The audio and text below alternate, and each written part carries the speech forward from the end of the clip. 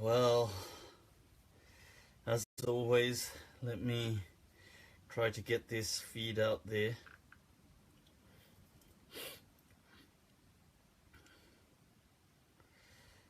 Also put this on silent. Right, ahlan wa sahlan. Let's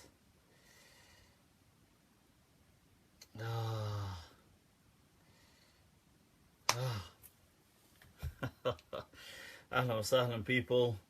Let me just share this. Sorry, I'm going to share this onto my other page, which is also a good opportunity to say that, I mean, it reminds me to say, if you've, make sure, because I use both my pages, so to keep up to date, make sure you do like both my pages and follow them. So if I'm ever posting something on one, it reaches you on both. So let me just, almost done.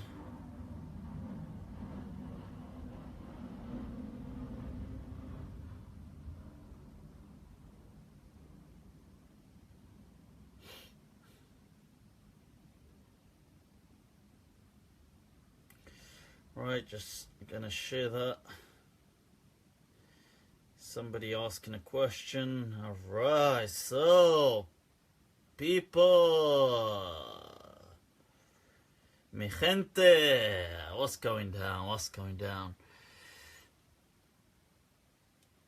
Right, Bismillah, Inna alhamdulillah wa kafah, wa salatu wa salamu ala rasulih al-Mustafa, wa ala ibadihi alladhina irtada, wa man bihudahum ihtada, wa bi'athari ahli al-Madinah iqtafa, wa ba'd, fasalamullahi ala al-qawm.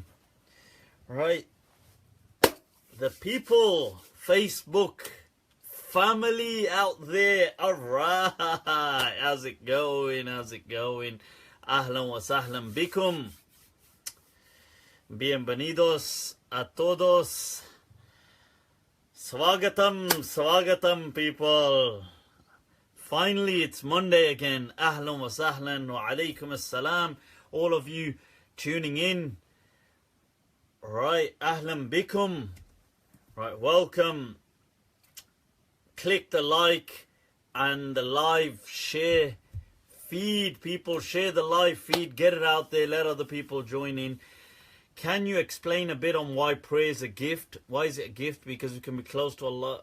It's an easy way to paradise. Nice cut. Shukran. The cut was due. It was overdue. Had to go get that done. People, do not forget your nasib min ad-dunya, your portion of the dunya. Look at that. Allah. Best way to practice the ha is either with an ice cold drink or with a hot tea, and to go to practice the get your tajweed in place. Let me just rest that, you see, on my, once again, on my Shuddh Hindi dictionary. What am I doing? This is disrespecting. No, I love Hindi, but it could be seen, it's not disrespectful. But kya kare, Kalyug hai, Kalyug. It's the final end of times, people, end of times, Kalyug. Satyug to guzar chuka hai, Satyug. Right, so people, do you intend on doing any events in Manchester? Sure, why not? Why not? Right, so people, we've got a lot that's gone down in this last week, and a lot of interesting questions have come through. Gonna take a look at them. Those of you tuning in, ahlan wa sahlan bikum, welcome, khush amadid. Click like, share the live feed, get it out there, and any questions feel free to ask.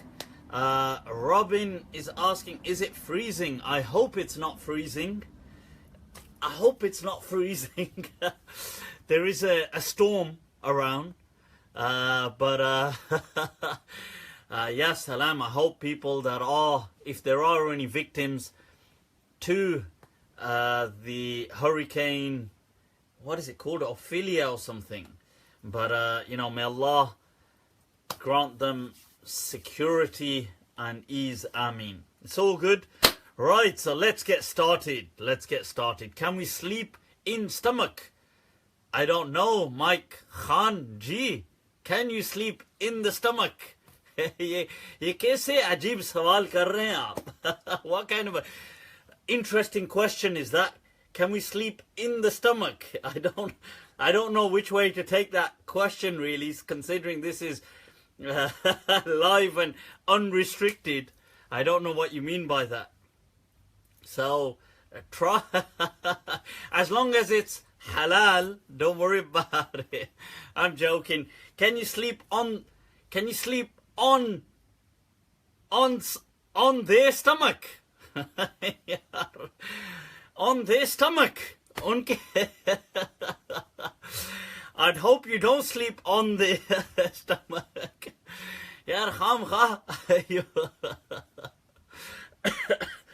Right, so why do you want to kill the other person for sleep on the stomach? Acha, you mean on your own stomach? Acha. Ab main samjha. Now I understand. Ahlan wa sahlan. Ahad is in the house, people. My madrasa codee. My co-defendant from the madrasa times is online in the house, people. Sheikh Ahad from London. Yes, you can sleep on your stomach in the what do we call that? The prone position, the face down. You can sleep like that. You can sleep on your back. You can sleep however the hell you want. You want to sleep like a star, sleep like a star. It doesn't really make a difference. There's no such thing as any way to sleep that is more better than another. No such thing. So don't buy into, by the way, don't buy into these, you know, sometimes there is a lot of good that some of these jamaats do, that go around, take people, you know, teach them Islam. But one of the problems, Mazari's in the house. Hi, Mazari. Ahlan wa sahlan. Right, so, but one of the issues that some of these people do, Janab Ali, Ahlan wa sahlan, is they say, oh, this is a particular way to sleep. This is how the Prophet used to sleep. He used to go like this and go like this and put, and kind of like cramp his legs and knees. And this is all nonsense, people. There's no such thing as how the Prophet used to sleep. Okay, he was just slept.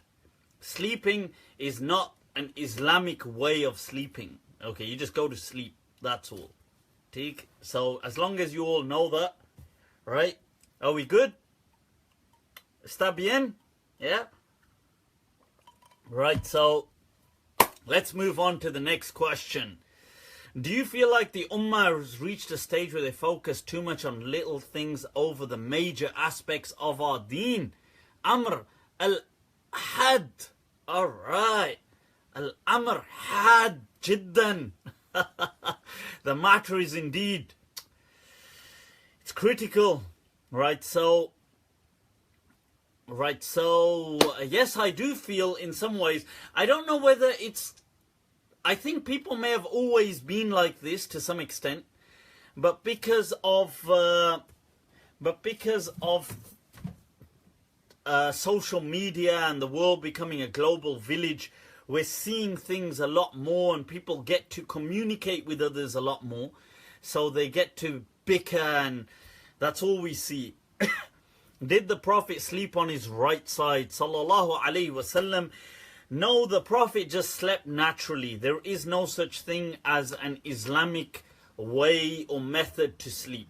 So to sleep on, I know when many years ago when I went on Tablighi Jamaat, they taught me that the way to sleep is by putting your one hand under here, and I can't remember now, but on your right hand side and face the Qibla presumably, and all these kind of things. It's all made up, people, right? It's just a fairy tale. The thing is, not as a social, economic or national one, thoughts on this? That's an interesting one, Muhammad Ahmed. Let me come to that. Let me just finish this. Right, so They get this as in this, there's sometimes a lot of narrations that have been passed through and stories, and people have them in books. How did they get them isn't necessarily so fascinating. It's just you've got hundreds of stories transmitted about the Prophet, hundreds and thousands of them. The question is, which are authentic? That is the question. Okay, many people have said many things about the Prophet sallallahu alaihi wasallam, doesn't make them authentic. There was a question that is, Islam began as, I forgot the question, that it didn't begin as a social or economic or a national movement. It began as I forgot what they said it did begin as. Mehwish has asked a question about riba. I want to come to this actually, so hopefully remind me. Ustad Jalal is in the house. Ahlan wa sahlan, ahlan wa sahlan. I'm just trying to, it began as a religious movement, that's the question. It didn't begin as a social, so the question is, Islam began as a religious movement, not as an economic stroke national stroke social movement. What are my thoughts on this? My thoughts are that's not exactly, I suppose it could have some truths to that. There could be some quasi-truths in that statement. Although I think Islam, when it began, the main purpose behind Islam is to connect a person, connect creation to the Creator. That was the aham kind of aham kind of maqsad, the kind of main objective. Ustad Jalal saying he was trying to hide in the corner. We got eyes on you, Ustad. We got eyes on you. Don't worry about it, right? So now the point is that it is true that the connection between the creator and creation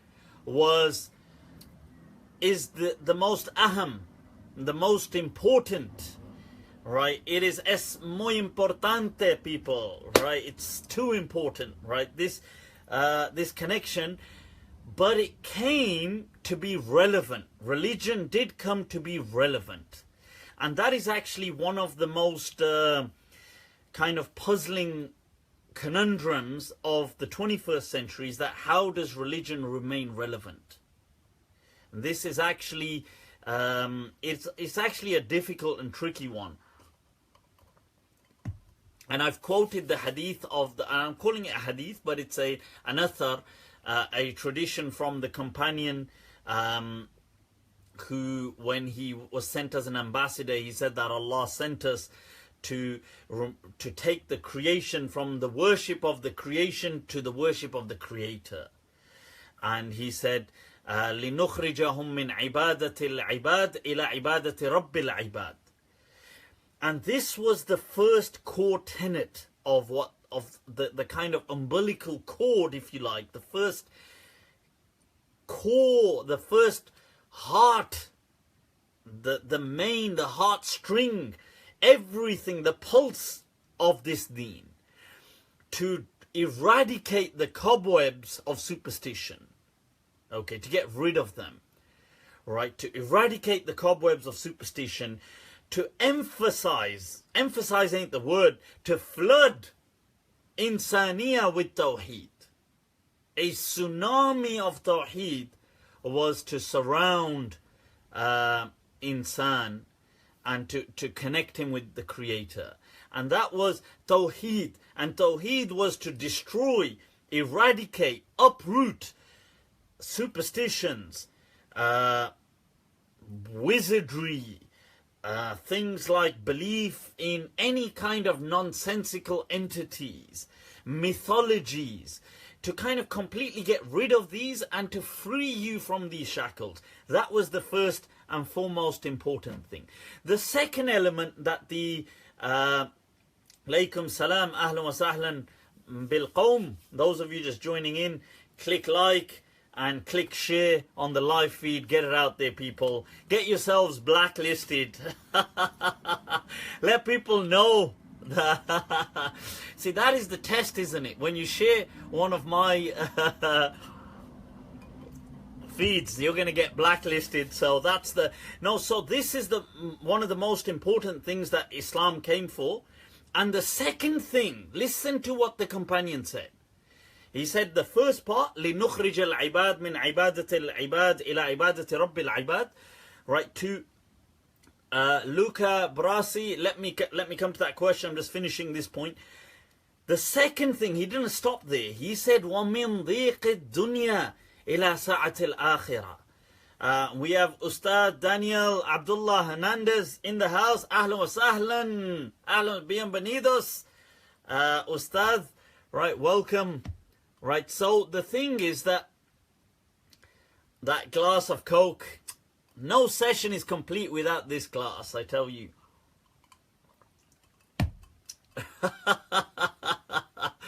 I read that. What was it? He said, अभी तो और जाम टूटेंगे, अभी और जाम टूटेंगे इस शराब खाने में. That many more glasses and pints will yet be destroyed in this wine house. That मौसमों के आने में, मौसमों के जाने में. That whilst these, and what he said, हर धड़कते पत्थर को लोग दिल समझ लेते हैं, उम्रें बीत जाती हैं दिल को दिल बनाने में. वाह वाह वाह वाह वाह. That people seem to take any beating stone and they consider it to be a heart. That it takes a lifetime to turn a heart into a heart. Allah, Allah, Allah, Allah, Allah. Right, so people, coming back to this point, I want to, before I lose my train of thought here, that you see the Sahabi said that لِنُخْرِجَهُمْ, that we take them out of مِنْ ضِيقِ الدُّنْيَا إِلَى سَعَةِ الْآخِرَةِ. Right, we take them from the... You see, this had to be in this world, otherwise it wouldn't make any sense. It had to be in the dunya. You see, and this is where many people mistook this understanding. They thought that this is speaking about the akhirah. This is not speaking about the akhirah, otherwise it will be useless. That لِنُخْرِجَهُمْ مِنْ ضِيقِ الدُّنْيَا إِلَى سَعَةِ الْآخِرَةِ, once they're dead. It was فِي الدُّنْيَا مِنْ ضِيقِ الدُّنْيَا إِلَى سَعَةِ الْآخِرَةِ. And how would we do that? How would we make the restrictions of the kind of claustrophobic nature of this dunya become so vast, like the infinite vastness of the akhirah?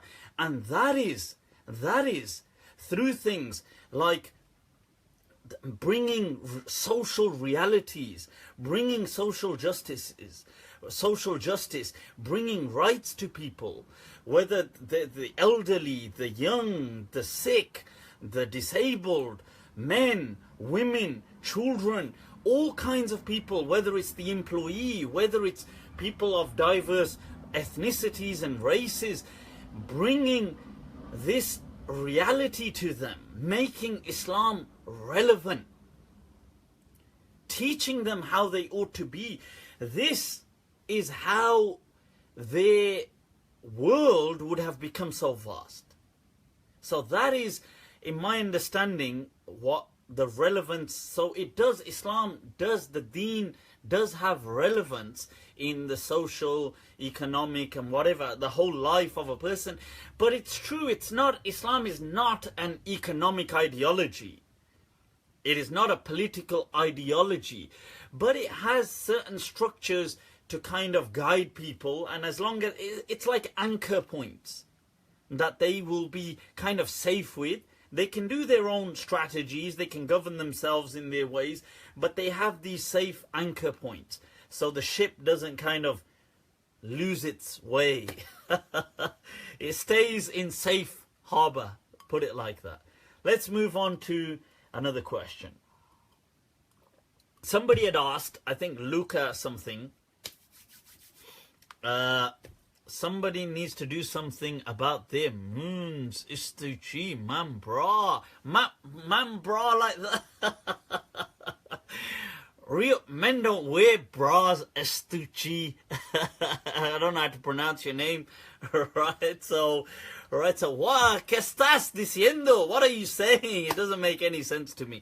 Right, now, let's get, right, I'm going to come to Riba, but let me just answer this question on how is prayer a gift? You see, it's a gift in the sense, it's a difficult one. I mean, it's not, it's simple, and I suppose it could be difficult in wording it precisely. That it's a gift in the sense, if I was to be very kind of utopian or ideal, well, it's a gift in the sense that it connects humans to their creator. It gives you a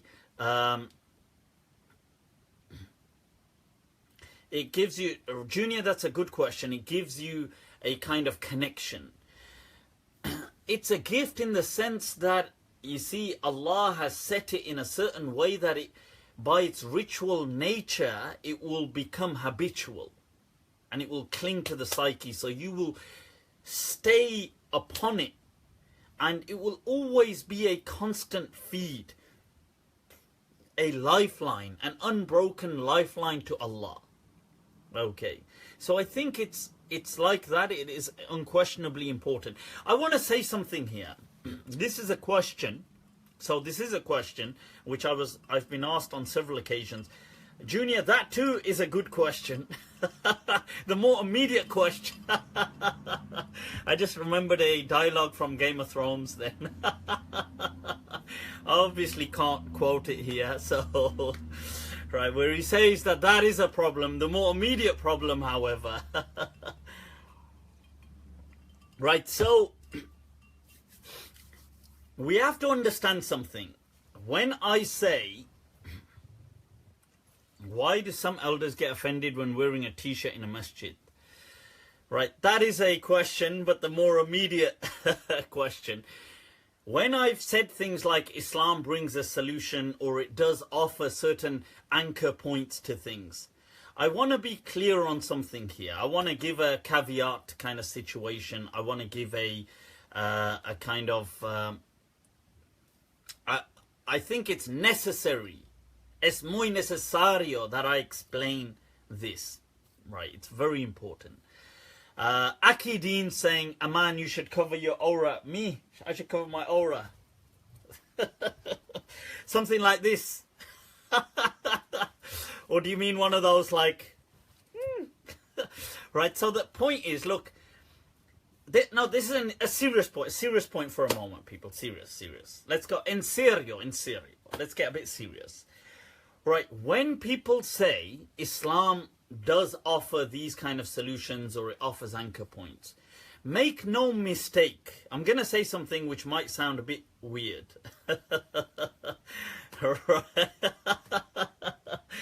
Right, I'm going to say something which might sound... And that, Your Honour, was where the misunderstanding began.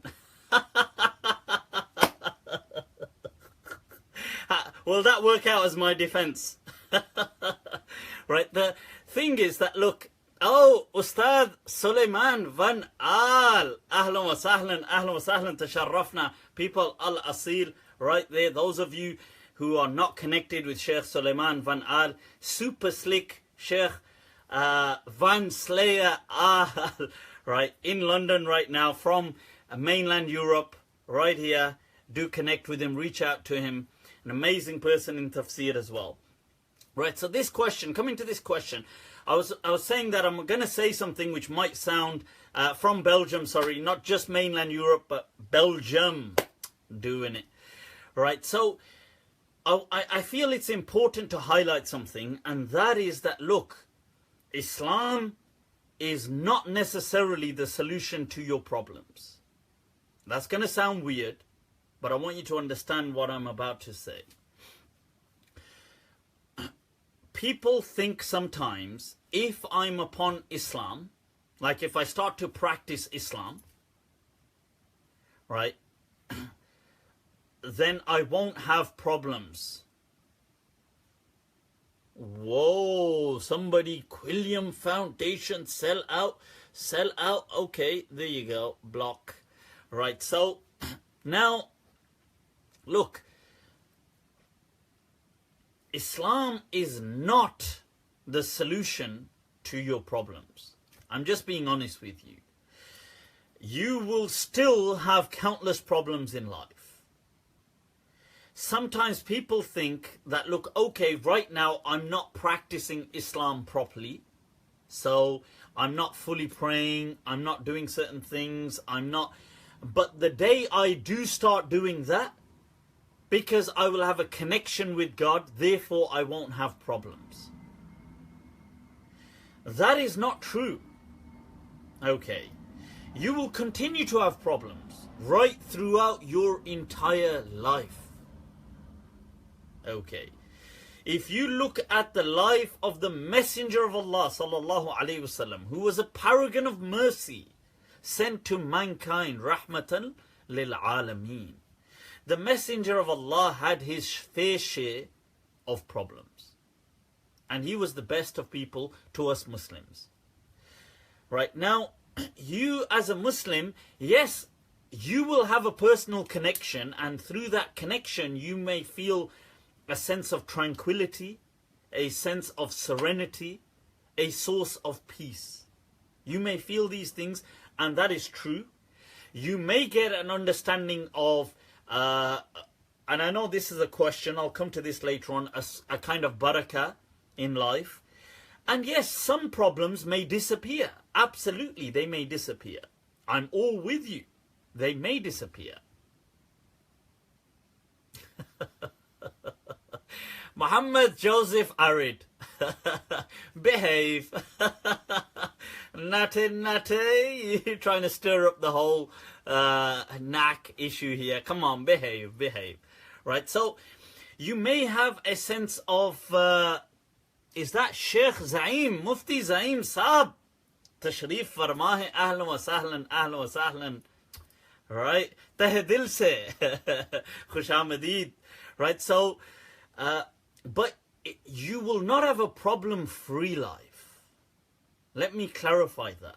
So if you have depression, for example, and depression, you know, unfortunately people do suffer from things like this, and I do advise anybody who is suffering from things like that to seek medical advice, medical assistance on these matters, to get a diagnosis, right, and to, you know, proceed like that. Do not underestimate medicine and medical intervention. Please do seek specialist intervention, right? But do not think that, oh, maybe that you will start practicing Islam, and because you start to become focused, alhamdulillah, you are removed from your depression. Do I speak Bengali? No, I don't speak Bengali, but I speak Urdu right now. But that said, many people will not be removed from depression just because they have started practicing Islam. So don't take that as an act of failure. The reason I'm highlighting this is because then people think the religion has failed them. Because they think, okay, Allah, why now? Okay, before I used to be a harami. Right? But now I've become upon the halal way. So why now am I suffering? Ustad Zishan, ahlan wa sahlan. Zishan is in the house, people. Right? So, but people think, look, before I used to be wrong and upon sin and doing things, and we're all sinful, but I mean, people might think I wasn't practicing Islam, I was a harami, but now I've become good. So why have I still got problems in life? You will always have problems in life. You may have less, maybe because you've better coordinated your life, maybe because you've planned better, maybe because your ability to cope with them is better. But just because you start praying, do not assume that you will now have a problem-free life. Because when people do that, sometimes they think, oh, you know, why has God failed me now? You know, why have you forsaken me now when I am praying? I now read the Quran. Why have you forsaken me? Allah hasn't forsaken you, but that was never the deal. So I think it's important to highlight that, okay? That said, I do feel that inshallah you will find a source of serenity and inner peace, at least, in a connection with Allah. But look, but that connection with Allah, by the way, is a lifelong journey. And I've explained this before, that journey will always be turbulent. Look, if you today have doubts about Allah or about Islam or about, don't worry about it. As I say, don't worry about it. You see, in the words of the Messenger of Allah, that is the purest of Iman. Okay. So doubting things, having things like this, being riddled with, it's just being real. You know, somebody said that, what's this nonsense that you're saying that, oh, a faith with doubts and stuff like this? Because there was a quote that that I said, and some people had shared it as a status, that a faith, an insecure faith built upon truth is better than a secure faith built upon lies. And this kind of bothered certain people, and they said, what kind of nonsense is this? You're you know, people have strong iman and you're trying to confuse people and stuff like that. I'm just being real, that's all. If you have a very strong iman as a person, then alhamdulillah, mabruk, you know, that is, I'm really happy for you. But many of us are just normal human beings. You know, we will go through life. Sometimes your iman may be strong, sometimes it may be challenged. And that's normal. There's nothing to be kind of embarrassed about. It's not a sense of failure. This is not a sense of failure. Ibrahim alayhi salam asks Allah in the Quran, and this is why I think Ibrahim alayhi salam is a key prophet for us. A key prophet. You know why? Apart from him being called our father, huwa sammakum, that he named us Muslimin in the Quran. He says, huwa sammakum muslimina, that he is your father in the millah. This whole tradition is named after him. But you know something? It could be named after Adam alayhi salam. We are all his offspring. But Ibrahim alayhi salam. Why Ibrahim? Ibrahim alayhi salam constantly throughout the Quran is calling us to the voice of reason. Constantly. He is saying, look, that, oh, do they not, afala taqil, do they not think? He says, Ya Allah, how do you do this? You know, arini kayfa tuhyi al-mawta. Show me, how will this happen? I don't understand. He says, oh, is the sun our Lord? Is the moon our Lord? What about this? What about this? You know, la uhibbul afili. You know, when the sun sets, when the stars disappear, he says, yeah, but if it was a god, how could it disappear? Now, he's reasoning with people when they worship statues, and he breaks the statues and he puts the axe on the larger statues, and he says, bal fa'alahu kabiruhum hadha. He says, you know, when they say sami'na annahu fatan yuqalu lahu Ibrahim, that it's a young man who did this, his name is Ibrahim. He says, but look at it, he's holding the axe. Why don't you ask him, the statue? But he knows where this conversation is going to go. He says, "Ma lakum la tantiqun?" Why don't you speak today? So he was bringing them to question, to reason, and we as an ummah have been named after him, Ibrahim alayhi salam. So I think there's nothing wrong in, and I say this because I'm asked sometimes by people about that are struggling with doubts and stuff like this, and I think, don't worry, celebrate it, embrace it. Don't become obsessed with the doubt though. Just try to move on concentrate on more important things. Have I ever traveled to Mauritania? I haven't. Inshallah, and do I know of Murabit al-Hajj? Everybody knows of Murabit al-Hajj through the legend Sheikh Hamza Yusuf. But inshallah, may I someday inshallah meet him. Right now, so I just wanted to clarify this. And also, linking in with depression, never tell somebody that is depressed or something like this. By the way, I'm not the best person to advise people on depression and stuff like this, because like I say to people that, come on, pull yourself out of it, what's wrong with you? But never tell people like that, that this is because you're lacking in Iman. Ever, never ever say something like that. And I've seen sometimes Muslim scholars respond like this, and I think that's highly irresponsible. Because if they weren't depressed before, they're definitely going to be depressed now. So you just kind of lock them in, gridlock them into depression.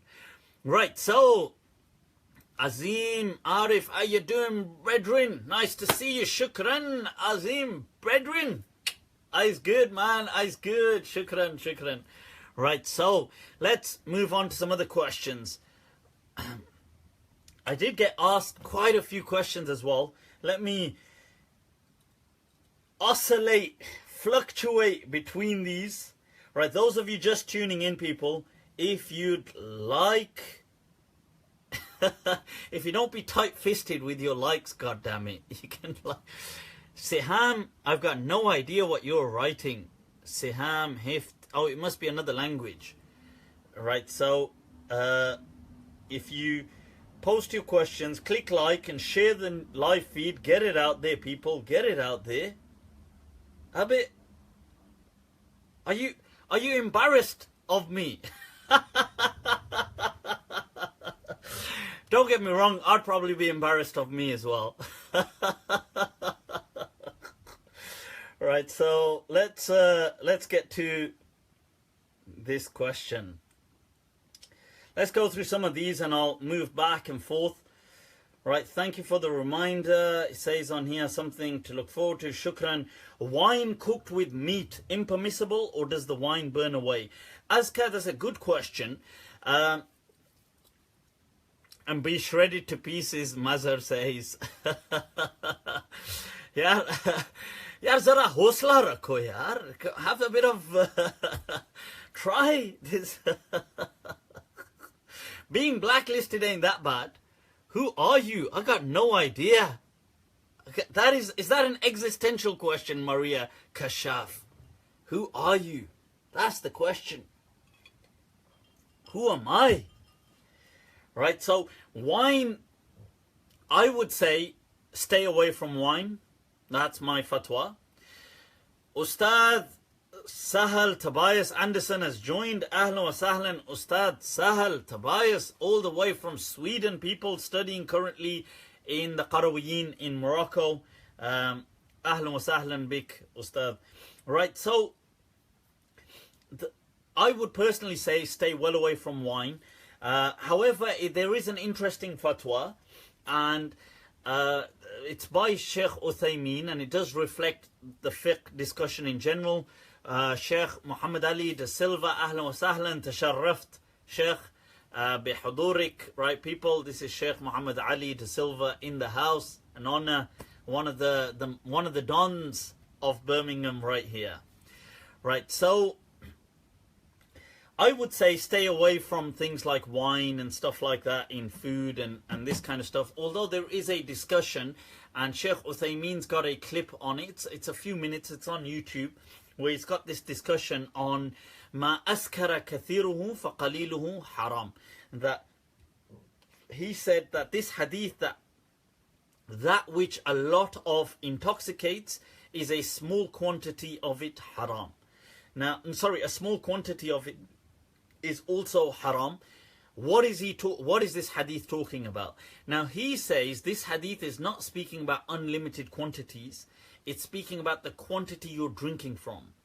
And I know that this did trigger some debate. So there was quite a few, it got controversial. What he was saying is, if there was, let's say this pint of something wouldn't intoxicate, then drinking some of it would be okay. But if drinking 3 or 5 pints of something would intoxicate, then... So what he said is that what the hadith was speaking about was the quantity being drunk from, not an unlimited quantity. It is an interesting, controversial kind of fatwa, and it feeds into what the Hanafiya had originally taught. Right, so... No, sorry, somebody's asking why am I quoting Sheikh Uthaymeen. I'm quoting this because it's an interesting discussion on spirits, which he has which he has on YouTube, and so it's triggered a whole debate. Why it's triggered a debate? Because somebody in the modern time, and that too coming from a very Puritanist perspective, the Salafi perspective, has said something like that. The other element of the discussion here is that alcohol can evaporate, and therefore is this istihalatul mahiyya, that if the chemical properties of something changes, the ruling changes, and that is been the general understanding of many ulama in the past, especially the Maliki madhab and the Hanafi madhab and other ulama as well, the Shafi'iyya too. But I would still go with the understanding that stay away from wine, okay, in your food. I'm sure you can find plenty of substitutes, okay? Right, next question. Right. السؤال التالي. One question: what is the best book about tafsir of the Quran to read and why? Solomon, is it Haram Dunya, has asked an interesting question. Let me just get to that. This is you see, there's so many books to read in tafsir. I don't know what angle to take really, because every mufassir kind of has his own angle. So some of them do things like they take a lughawi, a linguistic perspective. Some of them take a fiqhi perspective, like let's say, I don't know, you could have ahkam al-Quran by Qadi Abu Bakr ibn al-Arabi. It takes a very fiqhi perspective. You could take something like Tafsir al-Nahas, which is a very lughawi perspective. You could have mixture of an aqidah, kind of strong philosophical discussions like Fakhruddin al-Razi in his tafsir. Ibn Ashur, you could have like 30 volumes of his tafsir, covers almost most things. Block Kaskas. Okay, I'll look out for Kaskas and then I'll block him. Right, so that's right. Okay, so I would say it depends. It's difficult. I try out a few different tafsirs. Okay. And whichever one fits best with you, alhamdulillah. Can you explain the part of Adam sinned? I thought prophets are free from sin. The verse that Asa Adamu Rabbahu Faghawa, or Waghawa, Asa Adamu Rabbahu Faghawa. Right, the thing is that Adam, he disobeyed Allah. You see, the ulama here say that this particular verse isn't speaking about sin like that. It's speaking about mistake, because the whole concept of sin didn't exist back then with Adam. I mean, it's interesting. It's interesting. What exactly is Allah intent? I don't know if you can say intending. What is the focus of what Allah is highlighting here? In my understanding, it's, you see, we've had this discussion before about Adam alayhi salam and the forbidden fruit. I kind of go with the understanding that it wasn't fruit that Adam alayhi salam had. Right?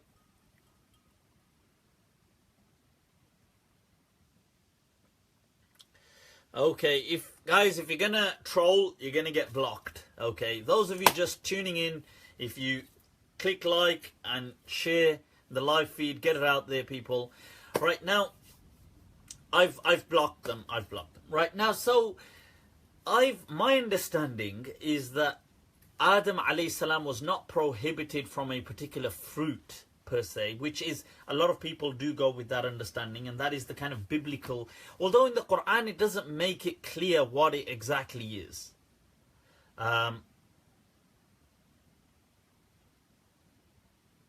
Right, so in my understanding, this is the understanding I've kind of arrived at, and through certain different listening and thinking, and is that what the prohibition was of sexual intercourse.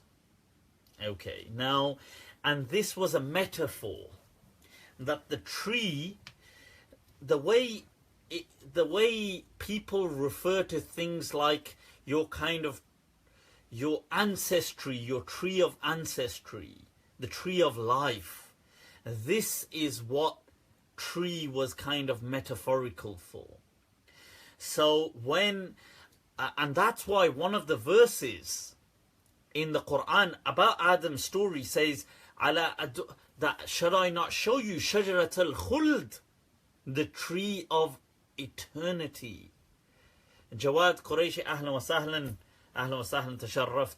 Right, that this was the tree of eternity. Why would a tree of fruits be called a tree of eternity?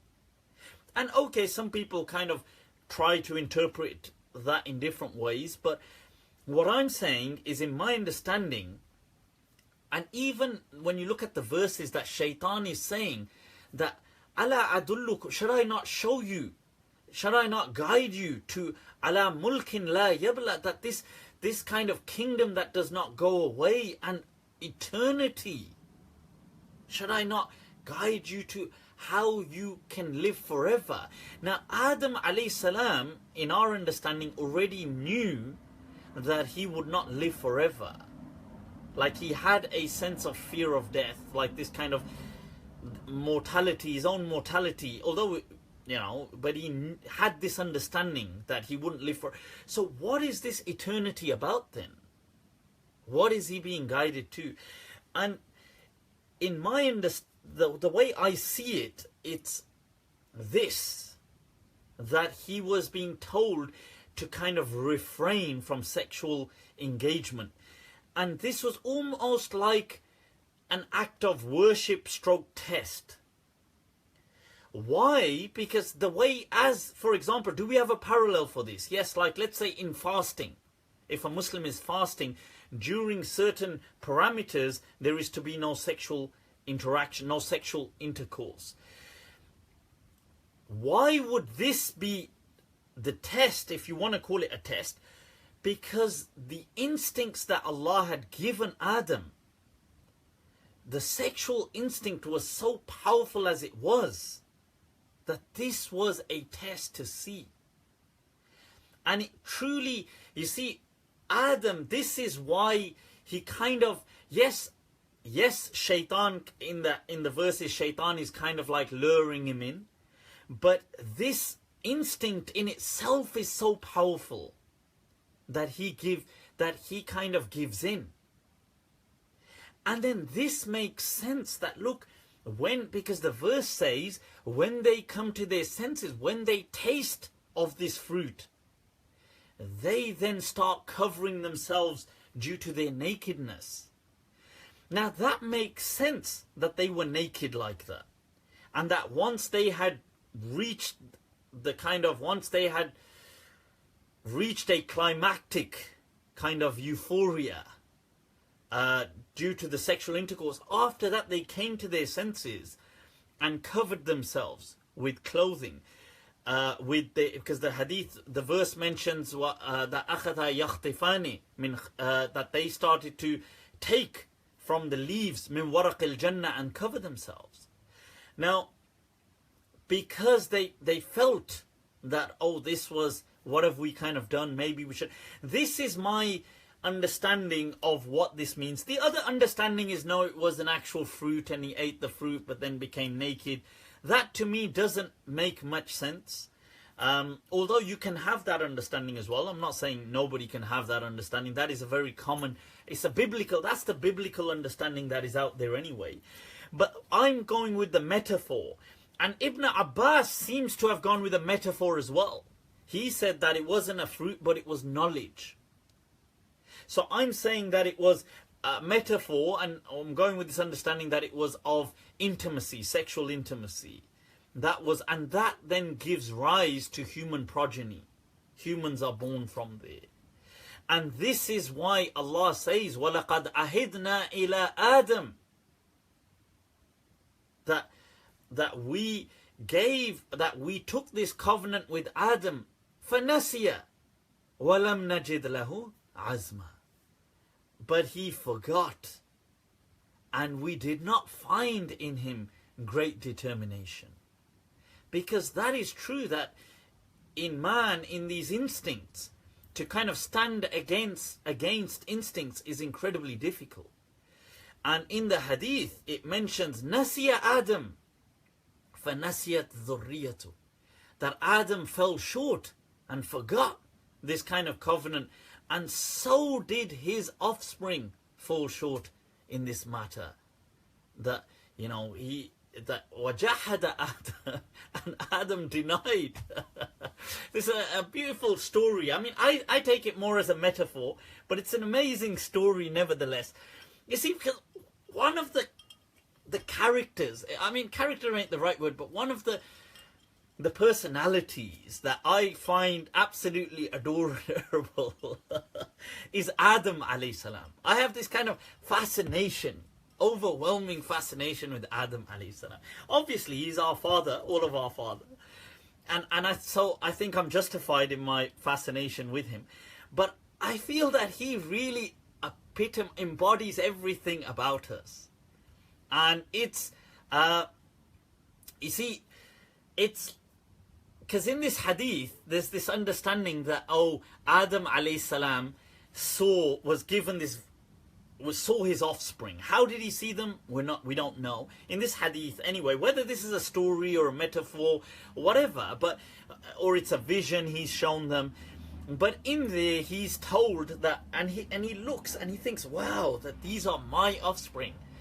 And he sees Adam alayhi salam, he sees Dawood alayhi salam, and he's particularly fascinated by him. And he says, wow, who's this? And they say that this is your offspring, one of your offspring, and his name is Dawood. And he says that, wow, how long will he live?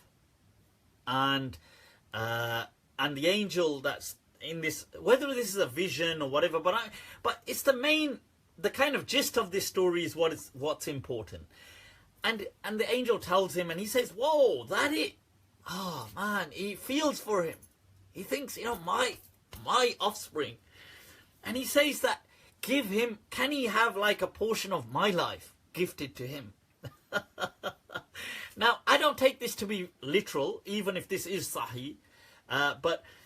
And he says, give him 40 years of my life. And so they say, okay. So what happens is, according to this narrative, that Adam alayhi salam is approached by the angel of death. And this is, like I'm saying, it's just an illustration, okay? So I don't take this to be literal. But, and when he's approached, he says that, why have you approached me? I'm sure I've got many more years to go. And they say that, yeah, but you had an agreement to give a portion, 40 years of your life to Dawood. And he says that, hell no. And he says, Jahad. He completely denies it. He says, I don't know what on earth you're talking about. So the hadith says, Jahada Adam fajahadat dhurriyatu. That, you know, Adam, that he outright denied things, Allah, and his offspring continue to outright deny things. And this is my kind of fascination with Adam alayhi salam, that he so embodies everything that we have. I think it's amazing. It's amazing anyway. Let's go on to some of these other.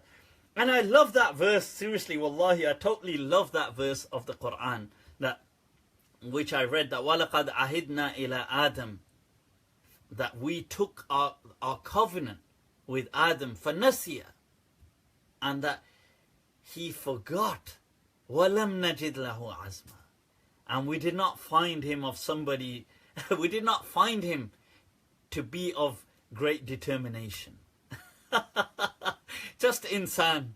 I mean, to me, in that weakness, and I love the way Ustad Osama Khanna, in his, may Allah grant him ease. I mean, I'm very saddened, just as are we all, to hear of the unfortunate news of Ustad Osama Khanna being diagnosed with ALS. But I heard his lecture, recent one, and he spoke of that our human strength is actually in our shared weakness. That we all have this shared weakness. And just tying that back on to this, that you see that this, in this not having, Adam not having this great determination, this kind of human weakness is our great strength. I see that as a strength, that to kind of celebrate about being, and it's amazing that you see these kind of verses. I actually totally love these kind of verses that, you know, like that Allah says, what's the, that خُلِقَ الْإِنسَانُ مِنْ عَجَلٍ, that, you know, insan has been created out of this hasteness, this kind of haste. And Allah says, سَأُرِيكُمْ آيَاتِي, I will show you my signs. فَلَا تَسْتَعْجِلُونَ. Stop being so goddamn, like being so like stop throwing a fit about wanting them so suddenly. Like, don't worry about it. Have some, like, calm yourselves, people. Calm yourselves. That, and this is the verse, خُلِقَ الْإِنسَانُ ضَعِيفًا, absolutely. But I see these verses as something to celebrate about human nature. Right, yeah, don't be so eager that this, don't be so eager, Allah is saying. Shukran kid heads. Right, so, you know, فَلَا تَسْتَعْجِلُونَ, don't, like, chill out.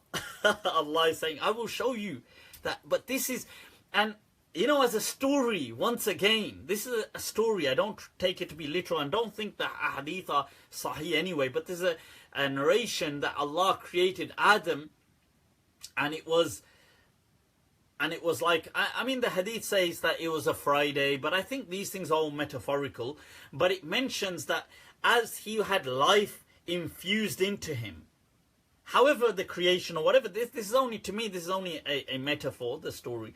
But and I don't even think it's sahih, but if it is sahih, it's only metaphor. But it's a fascinating kind of depiction that as he had life come into it, because it mentions that shaitan comes up to him and he kind of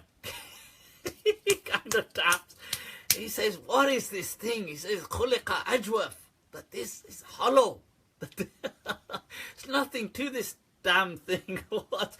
And as Adam has life infused into him, it says that he doesn't have it complete. That as it comes halfway, he sits up. And he wants to get up, but he can't get up. It isn't in his lower half. And he says, and he looks, and he's told to be patient. That the life, it's gonna come to the rest of his body, and he looks, and in this metaphor it mentions that it's gonna be sunset, and he says, Ya Allah, before the sun sets, like, do you mind, like, and some people mention that in the tafsir of this ayah, that Allah says, خُلِقَ الْإِنسَانُ مِنْ عَجَلٍ, that insan has been created out of haste. That's أُرِيكُمْ آيَاتِي فَلَا تَسْتَعْجِلُونَ. Don't hasten, don't be so eager, god damn it. Chill a little. So let's move on to have you ever bust the sleeves on your shirt? I wish. Right, okay. I said I was going to discuss the issue of riba. Okay, so I want to discuss this issue. Who's Rashid? He's a storyteller. Islam by the practice of storytelling. Yeah, stories are important. Stories are important. Right, okay, so, right, coming to this issue of riba. Right, so I'm going to need some of you. It's done, people, it's done. Don't worry about it. Is that the devil sign, or is that the devil? I don't know, whichever one. I'm trying to provoke people anyway. So, when people get agitated, I just love pushing their buttons even further. It's like, sometimes people will make annoying comments and I'll delete them. And they'll say, oh, Mufti Abu Layth, why did you delete my comments? and then I'll delete it again. And I'll say, because I can. Why did you do it? Because I can. Right, so, right now, coming to...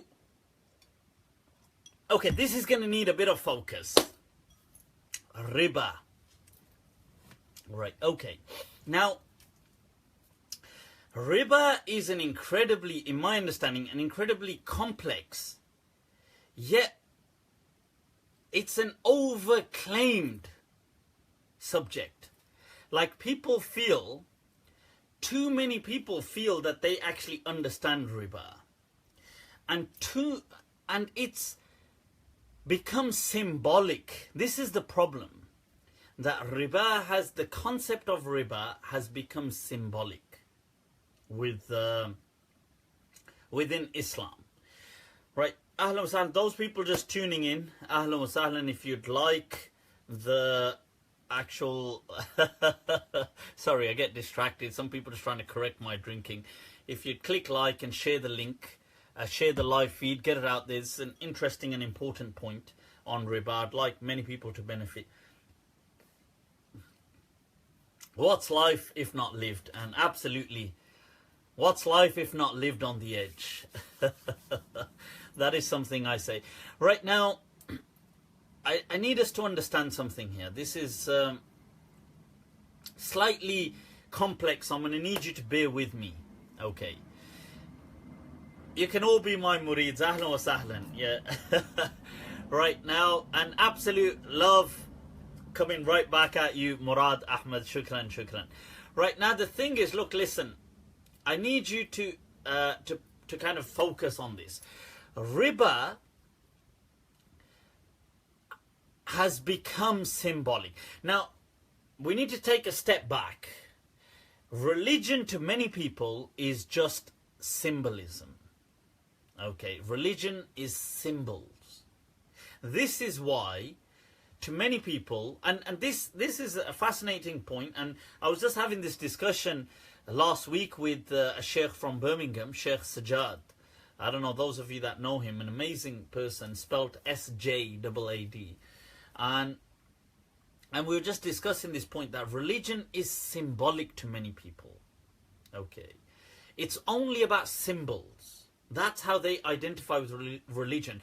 Hence, I'm not considered religious to many people. I mean, I'm not saying I am by their definition of religious, but because I don't carry any of the symbols that they would identify religion to be. So to them, religion is symbolism. It's iconic. It's through icons and symbols.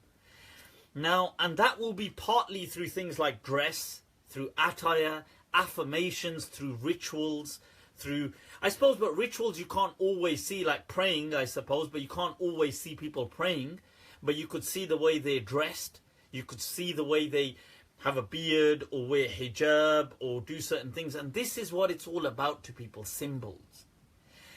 Now, from these symbols like domes, minarets, I mean, taking into consideration that none of these things existed like that, like domes or minarets in the time of the Prophet, but these symbols have today come to represent Islam in the minds of many.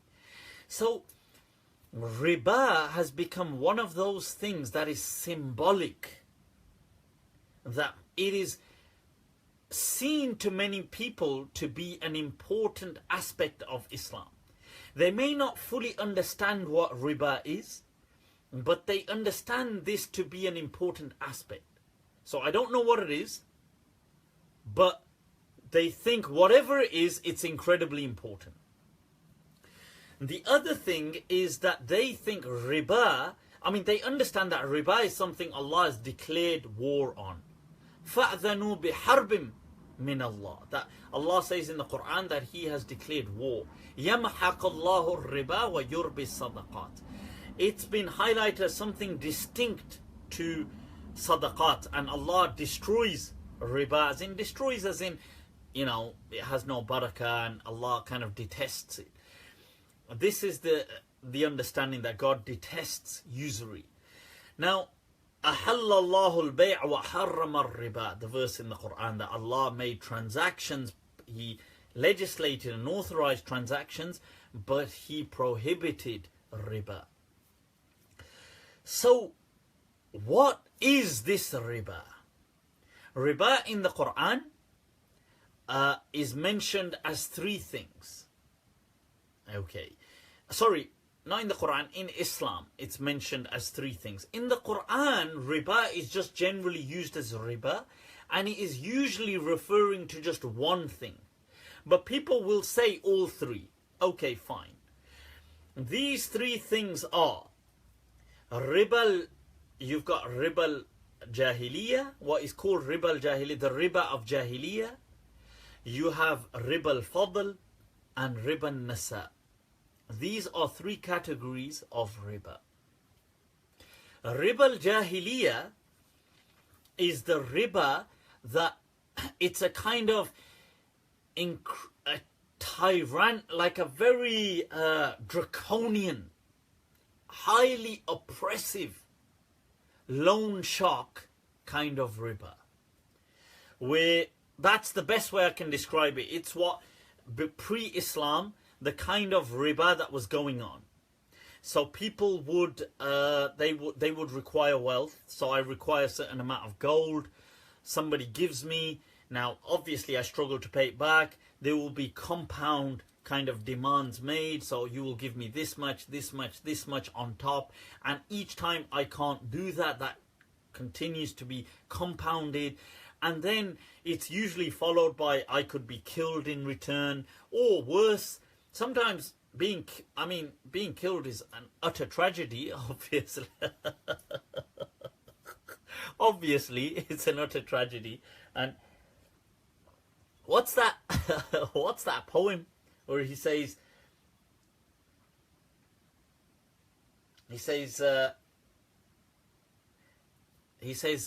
What? In tabqa tufja bifana al-ahibbati. It's no, something like it's a famous poem, man. He says wa fana'u nafsika la abalaka afja'u. That if you do survive, you will come to see, like witnessing the death of many loved people will be shocking to you. And he says وَفَنَاءُ نَفْسِكَ لَا أَبَالَكَ أَفْجَاءُ. But surely you dying is indeed a greater tragedy. So I'm not kind of denying that it's not a great tragedy. Dr. Ahlan wa sahlan, and ahlan wa sahlan to all those just coming on late. Do click like and share the live feed. I'm trying to discuss the topic of riba here. So people, sometimes obviously they would kill you, but they would sometimes torture you, enslave your children, drag your children away from you, torture them, your wife or wives back then, or whatever it is. And you know, it was the whole highly oppressive kind of context to this usury which contained this concept of riba, this kind of loan shark culture, but to the power of 10. Now, then you have the second category of riba, which is riba al-fadl. Riba al-fadl is where we are transacting with each other, but we are taking more than what we're giving. Okay, now this is done between categories. Now this is strange because the hadith mentions, this is Sahih hadith, which is in Sahih Bukhari, it's in Sahih Muslim, in many of the other books, that the Prophet ﷺ said in a hadith that al-dhahab bil-dhahab wal-fidda bil-fidda, that gold by gold and silver by silver, wa-tamru bil-tamr, and dates by dates, that and wal-burru bil-burri wal-sha'iru bil-sha'iri wal-milhu bil-milh, and wheat by wheat and barley by barley and salt by salt. These 6 things are mentioned. I almost did 7 then. That's like in the fiqh books when they say, okay, these 5 things, but they only mention 4. Right? Or say 3 but mention 5. Right, so these 6 things in the hadith are mentioned, these categories. Now, the Prophet said that if you're trading in these, now it's strange that, you see, what the hadith says is that they must be of equal proportionality. The question here is, why would you even trade in equal proportionality? Like, why would I give you 1 kilo of wheat for 1 kilo of wheat? You wouldn't. So, and then the interesting thing is, it mentions riba nasa. Hand to hand, exactly, I'm coming to that. But if you are to delay one of the payments, that with the exception of gold and silver, so with the exception of currency, if you are bartering and you are to delay one of the goods, so you're taking it now and you're collecting the other thing from, so I'm taking something from you and you can, so I say, give me the 1 kilo of dates, you can take 2 kilos of wheat, but you can collect that from me tomorrow. So it's not instant, it's not hand to hand. This is declared, you see, it's declared riba. Now this is the shocking thing. It doesn't actually make much sense. That why, okay, if it's the same category, maybe it's just a statement. Maybe the Prophet is saying, it should be like 1 kilo of wheat for 1 kilo of wheat to kind of, this is an emphasis to draw away kind of any oppression. But then the Prophet says in the hadith, فَإِذَا اخْتَلَفَتِ الْأَجْنَاسِ. But if you're trading between categories, like dates for wheat, فَبِيعُوا كَيْفَ شِئْتُمْ. Sell as you want. You don't have to be 1 kilo for 1 kilo. مَا كَانَتْ. As long as it is يَدًا بِيَدٍ. As long as it is still hand in hand. The moment you delay one of them, it becomes riba. This is called riba al-fadl. Now the hadith actually includes gold and silver too, which would mean it's impossible to buy anything on credit. Anything. But what the scholars did is they all did an ijma, whatever that means, but some kind of a consensus, that the scholars came to an understanding that gold and silver is exempt from this hadith, even though the hadith mentions gold and silver in the beginning. So they said, we're going to exempt currency, but the remaining 4 will stay. Now the question was, what is this riba even about? So there was never any agreement on what riba was actually speaking about. When Allah says in the Quran that أَحَلَّ اللَّهُ الْبَيْءَ وَحَرَّمَ الرِّبَا, that al-bay, Allah has made transactions halal, all transactions halal. This alif lam is either lil jins or lil istighraq. It means either kull al-bay is halal or jinsul bay, the category of transactions are halal. وَحَرَّمَ الرِّبَا, and made riba haram. This alif lam in riba is not kull riba, because riba simply means an excess. And everybody agrees that not all excesses are haram. In fact, most excesses are not haram. So alif lam in riba is referring to a type of riba, or a riba that I've got in my mind, what we call al-ahdu dhihni. How do we know this? So for example, let's look at all the hadith. So for example, the hadith of the kharras. So you could, in the time of the Prophet, this was a common practice. They would go to dates on the trees. The dates whilst they're still ripe, but they hadn't been plucked and kind of taken off. And they would say, okay, I'll buy all of those from you for these grapes I've got here. And they would just guess them, estimate them. And they had experts to do this, and they were called kharrasun. And these people, the kharras, were like experts, so they would say, and they would allow them a margin of error up to 1/3. So for example, I'd look at that tree and I'd say, right, for that tree, I estimate there's 10 kilos of dates on there. So I've got 10 kilos of dates here. You can take them and I'll own that. So that's, and this was common. And there was guaranteed excess in this transaction. There's no way you got it down to the exact date. Never. But it was okay. The scholars say that the excess could be up to a third of the entire quantity. The other thing is, none of the scholars agreed on, there has been no agreement on riba to start off with. What riba is actually even about. Okay. I'm just giving us an understanding.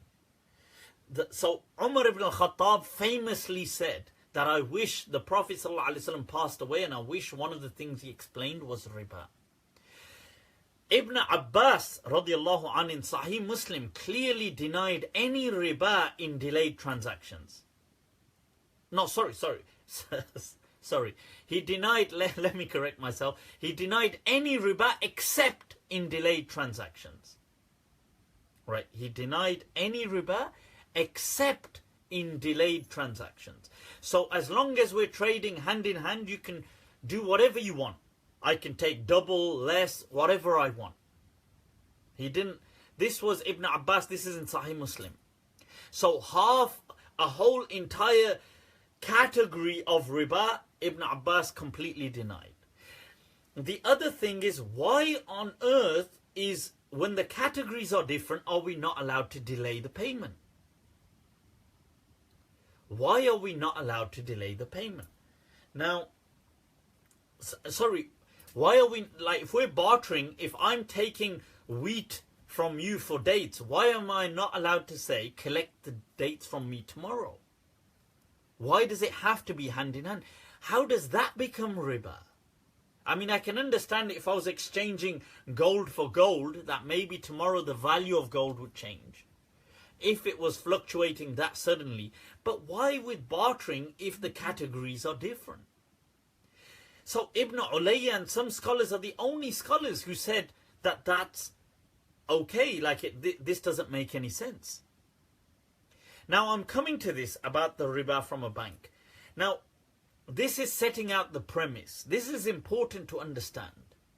Right now, I asked almost every senior scholar I could imagine in this day and age to explain this to me.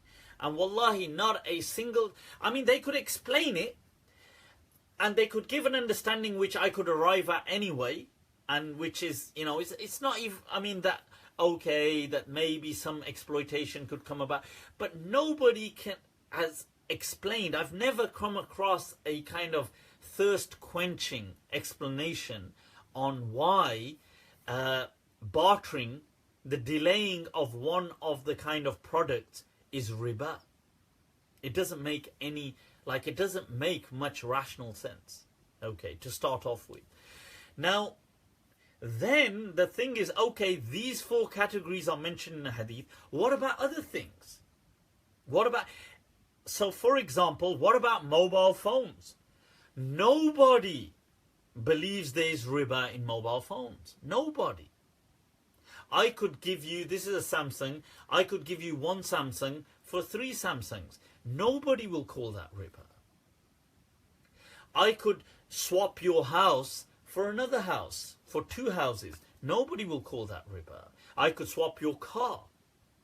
They disagree. Now, when it came to what does riba operate in, the scholars massively disagree. There's never been any agreement to start off with. So the Hanafi madhab looked at this hadith and said, well, riba based on wheat, barley, dates and salt, this is to do with scalable and weighable products. So riba is in weighable and scalable products only.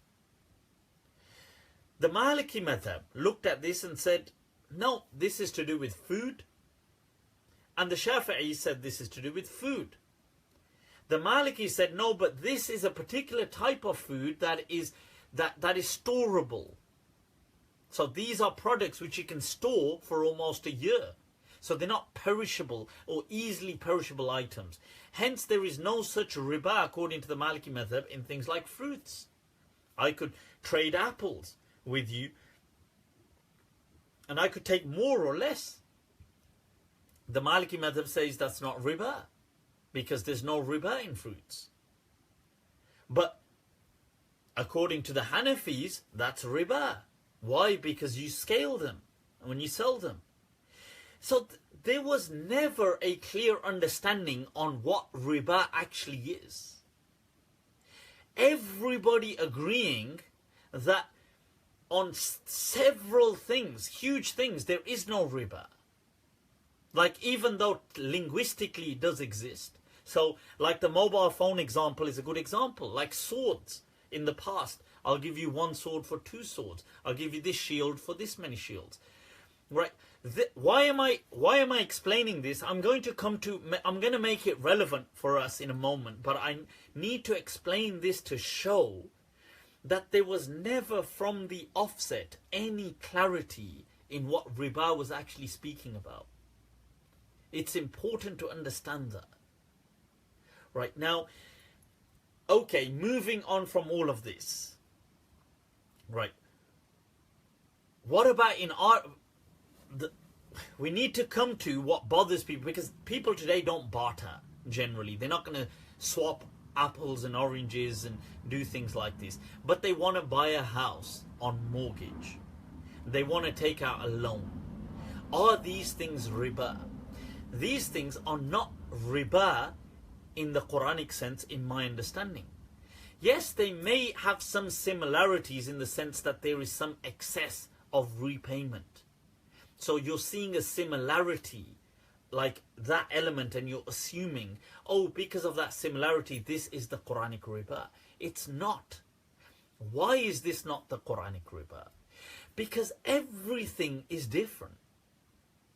Now, first of all, when you go to a bank to take a loan and they give you this, they give your mortgage, they buy the house for you and you repay this house over, almost a lifetime. And obviously they've tied in inflation and stuff like this. This concept as a concept did not even exist back then. This thought of, first of all, of banks doing this, corporations did not exist. Banks did not exist. This thing of I'm giving you money, I'm buying the house for you, you are buying it back, or you are paying me, did not even exist as a concept. Okay, to start off with. Whether we want to say that they are buying the house or they're giving you the money, I mean, they're doing it all, but okay, technically the money is on your name. It did not even exist as a concept. So back then in the Prophet's time, this was never happening. Nobody was going to one of the Ru'asa of Quraysh and people were saying, hey, right, people were saying, hey, will you buy me this house, pay me this much and I'll pay you back over this portion. Never happened. This concept did not even exist. Okay, so let's take that as one element. The other element is we have to understand that why riba was made haram was because of the excessive, extortionate, loan shark culture that was diabolical. Because of that, riba was made haram. This today does not fit that. Right now, this today, right, you are not, like, nothing like that happens. You are operating within a greater framework. Okay, when you take out a mortgage, right, you are operating within greater legal parameters of commerce and of the banking structure. So, for example, people say, yeah, but you pay back more. Of course, first of all, another point to throw in here, you are not the person taking the money, you are the person giving the money. Okay, no person in their sound mind would ever want to give back more than they took. but it's only because of a necessity. That, you don't have the money to start off with, so you're taking the money. Otherwise, nobody's going to say, yeah, you know what, I'll happily give you back more money than I took in the first place. Nobody happily does those things. So, let's get that straight to start off with. You are not the person taking. This isn't greed. You are the person giving. Okay, that's an important element too. The other thing, like I said, is you are operating within a safe structure. This doesn't work like this. Isn't a loan shark culture. Like, if you cannot pay back your mortgage tomorrow, the bank will actually cooperate with you to pay it back because it's in the bank's interest not to seize the property. It wants you to maintain a long commitment to pay them back. Right? So, and people say, yeah, but the banks are... I'm not trying to justify banks and banking culture, but what I'm telling you is, let's juxtapose that with renting. You would have, if you rented a property and you couldn't pay, you would be evicted much easier. You'd be evicted after 2 months. Whereas with a bank, you would easily obtain up to 6 months to a year to repay that. It would cooperate with you, whereas a private tenant wouldn't. Sorry, a private landlord would not cooperate like that. The other thing is that even if you cannot pay back the money, let's say you cannot pay back your mortgage, right? If you can't pay back your mortgage, you can go onto a management program, a debt management program. You can go onto an IVA. You can declare yourself bankrupt. Bankruptcy only lasts for 12 months. And they don't even seize your essential assets. I'm just saying, like you would, so for example, a car, you would still keep your car. You would still keep all kinds of, so you are actually very protected. You are operating within these greater frameworks. So whether the bank is telling you these things, by the way, you can declare bankruptcy or not, it won't tell you that, but you are operating within that framework. The banks have a legal obligation to cooperate. They have a legal obligation. They can't do anything to you should you declare.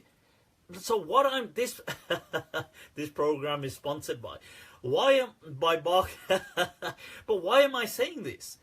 Because in the Quran, when Allah declared war, that's not what was happening. That was tyranny. Why was it declared so harshly? Why was it rebuked? Because of the tyranny that was unleashed on the back of this. Now there's another point I'm about to say. Now this is an important point. I need you to focus. Tawajjo farmao. Tawajjo farmao. That is, people. This is now the icing. So that's some of the things I wanted to highlight. That first of all, look, riba, it's never been clear what riba actually meant to start off with. Secondly, there's been confusion all along in what kinds of riba are haram and ain't. There's never been an agreement. Thirdly, the banking today and loans and mortgages do not operate like that diabolical kind of, that barbaric loan shark culture. They don't operate like that at all. They do take back more from you. They have their versions of they're trying to tie this into inflation with some profit. Yes, they do that. But you have a greater safety net at all times. Now, the other key thing that I'm about to go into, and this is incredibly important, that is, people, we have to understand that the concept of commerce and economics has entirely changed since the 18th century. The whole world, the world we live in today, and the way economics is perceived, the way finance is perceived, has entirely changed. And I need you to focus with me on this, right? Because some of you might just take this for granted and not appreciate what I'm saying here. Everything has changed, people. Everything. Industrialization and the rise of the kind of economic culture with it absolutely changed. Let's backtrack. The greatest and most successful story, I'm calling it a story, the narrative and discourse that human beings ever invented, the most successful story that human beings have ever created, right out of their imagination, is money.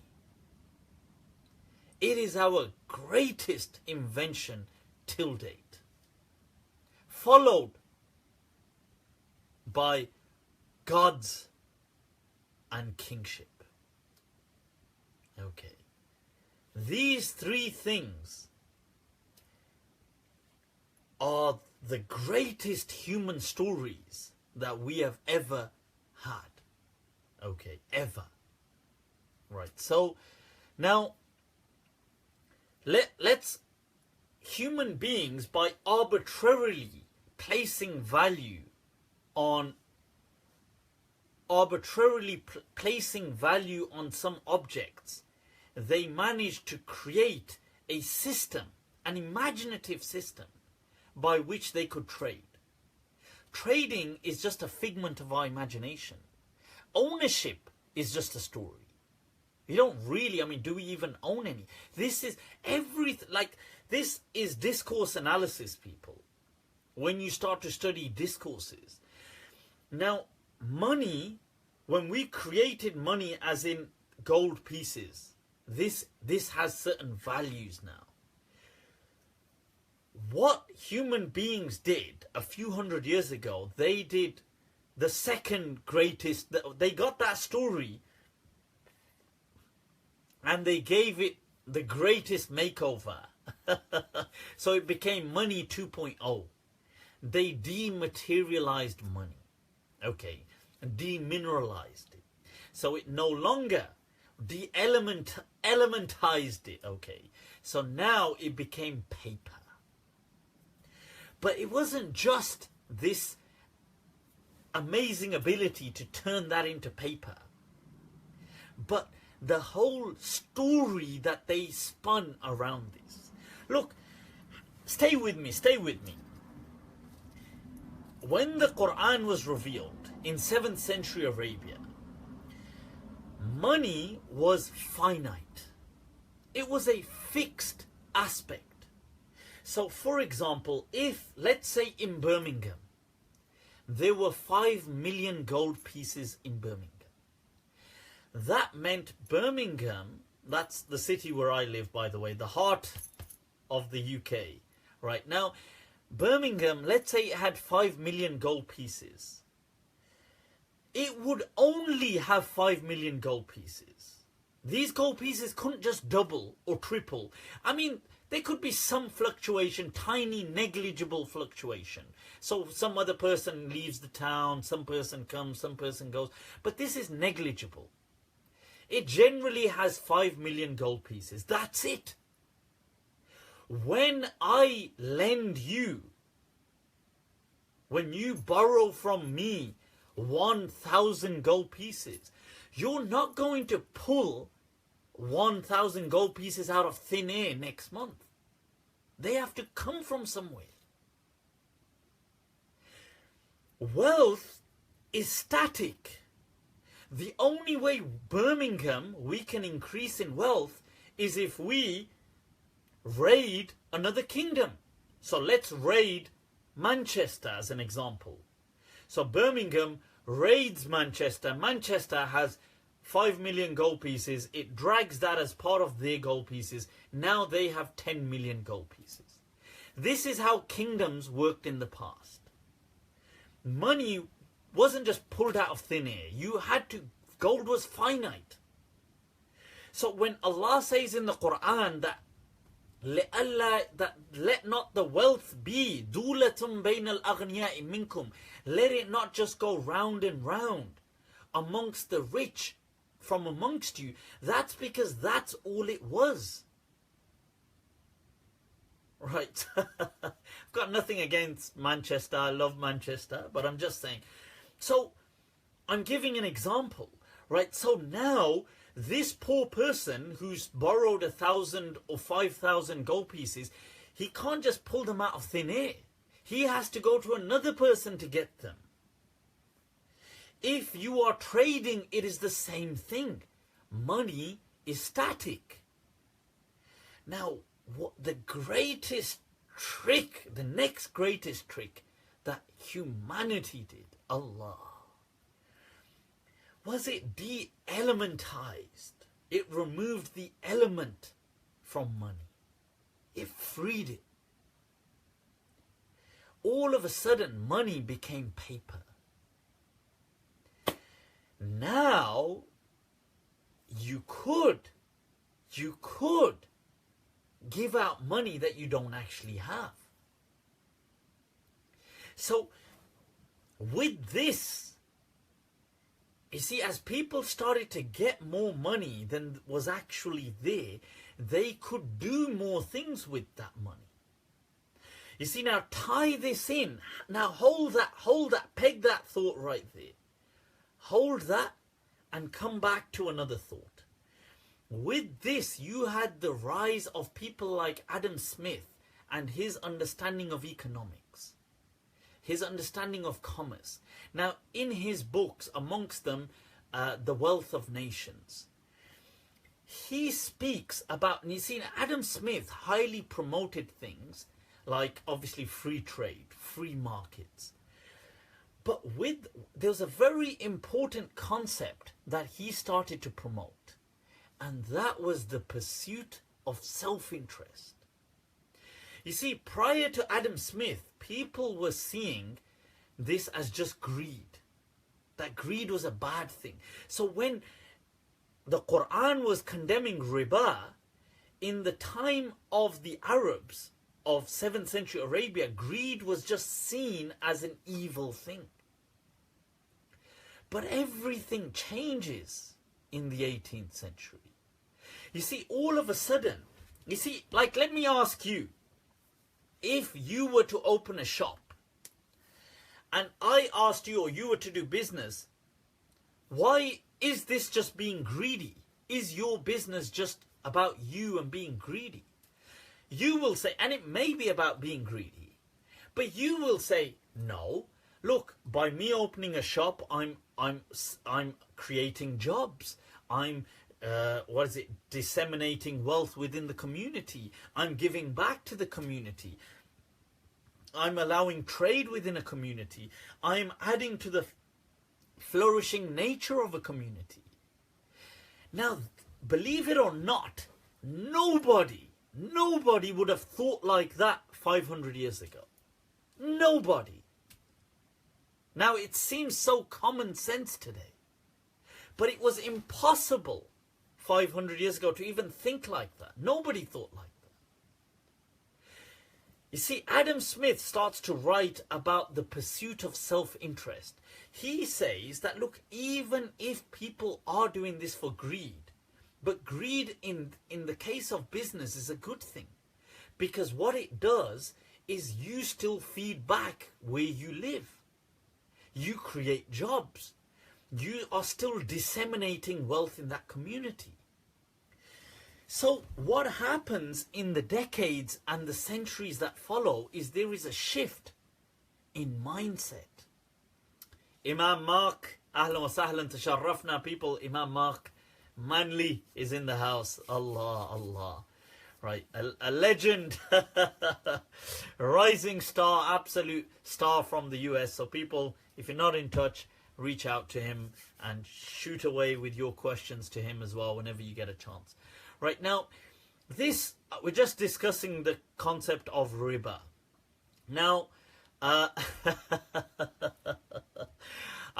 Imam Mark, I know your your views absolutely on the right, supporting the right to bear arms, right? So, but coming back to this, so the mind shift started to change. Another thing started to change, right? With this kind of thought of the pursuit of self-interest with economists. Adam Smith is a revolutionary kind of a person who wrote on economics and stuff like that, for whoever's asking me. Another thing that started to change was the promise of tomorrow being better than yesterday. Now, in the past, that was never the case. Now, this is another important ingredient. It was never the case. People in the past always felt that tomorrow would be worse than today and yesterday. So they didn't want to give you money. When you came to ask somebody to loan you money, they would not give you money. Because they felt, why should we? The chances are tomorrow is going to be miserable. It's going to be abysmal. There's going to be just raids and war and battles and diseases. And the promise of tomorrow was never optimistic. Now, with industrialization, that changed. So all of a sudden, we've got now, hold on to these elements that I'm giving you, these ingredients. So the pursuit of self-interest, the de-elementizing of money, right? The promise of a better tomorrow. And this promise of a better tomorrow catches on with the collective consciousness. So people start to buy into this. Once again, it's a shared imaginative reality. I'm not saying it's true. It's just a shared reality. No, I'm not on steads. Right, so this shared reality that people start to think, well, tomorrow is going to be better. Now, another element. The fact that banks were authorized to give out much more money than they actually had. Now, people might see this as a bad thing, but it allowed the community and societies to flourish. Now, let me just illustrate that for you. Look, here is a bank. I go to this bank and I put, let's say, I wish, make dua, inshallah, I become a millionaire. So I put 1 million in the bank. Right, pursuit of self-interest. Right, so I put 1 million in the bank. Now, here is another person. He decides to, this person needs a loan from the bank. So let's just say we're going to take, shall I take some figures? I'll tell you what, I'll use some of you guys right here that are just logging in as some live examples. So we've got Hamad. How you doing? I'm going to use you as an example. So Hamad says, all right, I need a loan. I want to set up a business. So, right, what I'm going to do is I need £1 million from the bank. So the bank borrows, Hamad borrows 1 million from the bank. Okay, so he's got that. So Shakil has just joined and said 100 trillion. So, okay, Shakil, I'll use as the next example. Hamad, to set up his business, needs to hire out a contractor. So the contractor is, a contractor says that, fine, to do this job, I need 1 million, which Hamad has taken. So Shakil now takes that 1 million from Hamad, puts it back in the bank. Whilst working away at his bank, whilst working away on this project, Shakil realizes that, wait a minute, this project is going to cost double what I thought. He goes back to Hamad and says, well, sorry, Hamad, this ain't going to happen. You need to double your investment. Hamad goes back to the bank. In this, Feroza bint al-Farsi has said, I'm supposed to be poor. Okay, Feroza, you get to play the bank. So, Feroza, who's the bank, right? Hamad goes back to the bank and says, look, I need another 1 million. The bank, being generous and capitalistic, says, no hay problema. Don't worry about it. Right? So he the bank gives another million. Alright, so Feroza, you decide to give another million to Hamad. Hamad pays that million to Shakil, who, being a typical, let's just say, Pakistani contractor, was going to double the price anyway. He goes and puts that million in the bank. Right? Now, you see, I go, and then obviously Hamad now, let's say, owes 2 million to the bank. He pays back 2 million to the bank later on in time to come. But he sets up a glamorous business, and that starts to flourish. He has jobs. He creates jobs in the environment. The contractor brings his own crew. They have jobs. They work. They spend their money. This million that they've taken off, let's say Hamad, they're spending some of it. They're putting some in the bank. They're taking it out. They're spending. Me, I just originally just put 1 million in the bank. I'm taking out mine, whatever I want, whenever I want. But how much money did the bank originally have? Even if we say I actually had any original money, it was only, the bank only had 1 million. Yet it lent out 3-4 million. Certain laws allow banks to lend out up to maybe even 10 times what they actually have. The question here is, and I'm not saying sometimes they can't do irresponsible things, they can, and we all know what, with the kind of bust and everything, what happened. But my point is, you see, what this allows is for communities to flourish. So we are no longer, like, you see, wealth. And today, I spoke about another point. Today we spoke, I said that we had money 2.0, where it was elementized into paper. Now, money 3.0, it was digitalized. All right. Money now created out of thin air. Just add, and look at the beauty by adding zero, which means nothing. By adding nothing, you create money. But what do you create? You create riches. You enrich a community. You enrich, because whoever has money, even if I'm as greedy can be, I'm still spending my money where people are using it. And those people are spending it. Like, it doesn't matter whether I'm as greedy as I want to be. If I start spending money, people somewhere are benefiting. But you see, unlike 7th century or 500 years ago or whenever, back then in time, money was static. If we had 5 million gold pieces in Birmingham, that's all we had. But now, money has no limits. Human beings for once can actually eradicate, and they have, to great, not globally, but to great capacities. They have eradicated poverty to great capacities, to great limits. They have afforded your common human being with immense luxuries. How did they do this? How did this even happen? How could this happen?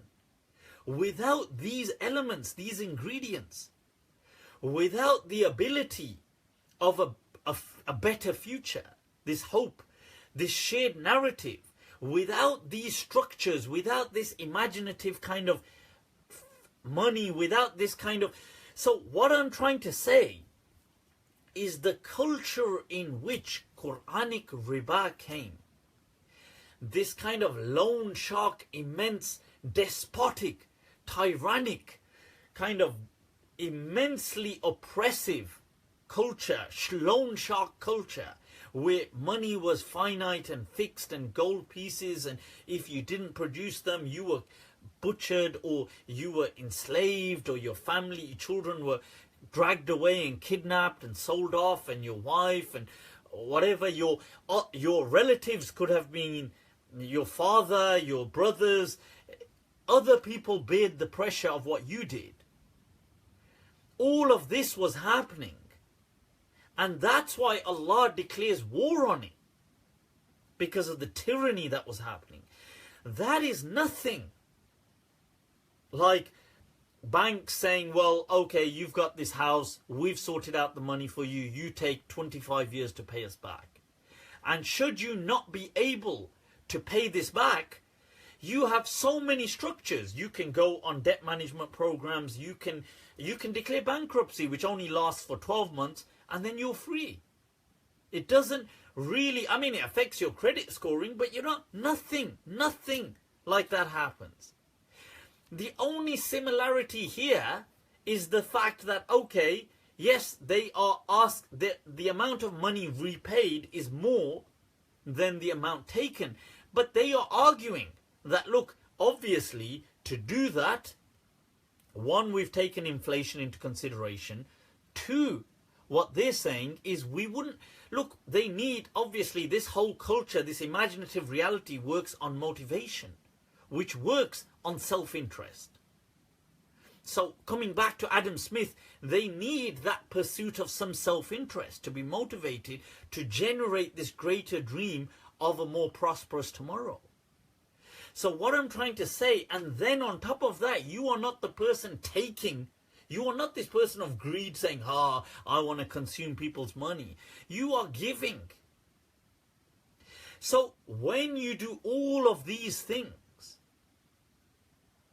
when you take into consideration all of these elements, I do not feel that the mortgages or loans that are taken from banks today are what the Quran is speaking about. Now you can disagree with me, by all means. But in my understanding, this is categorically a different narrative. This is an extremely, immensely oppressive loan shark kind of culture that it's addressing. And it's addressing where it's not just even, I know loan sharks do exist even in this part of the world, but they're an extreme rarity, but with unlimited consequences. So that is what the Quran was condemning with so much kind of, with so much passion, if you like, when it declared war on riba. So I hope that's of some help in explaining why riba, in my understanding, does not kind of include these things. To me, a conventional mortgage, an Islamic mortgage, whatever mortgage are all the same in my understanding, right? I wouldn't necessarily view, obviously if people want to go with they want to go with what they call Islamic mortgages. To me, Islamic mortgages are they're just mortgages, like it's just a play on words. And I don't like that. The Maliki madhab has never liked that kind of attitude of trying to create loopholes and trying to kind of trick God. I don't like, I've got nothing against them, but I see it as just that. Like, oh, this ain't a mortgage, you're doing this, oh, you're buying it for me, you're renting it to me, I'm buying shares. Look, come on, everybody knows, just call a spade a spade. Like, you see, all I'm doing is I'm just saying, look, a spade is a spade. This is the banking system.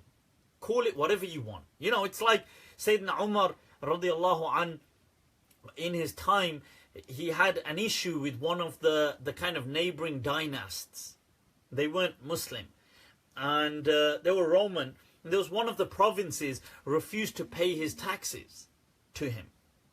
And what happened is Sayyidina Umar said to him that we have this agreement.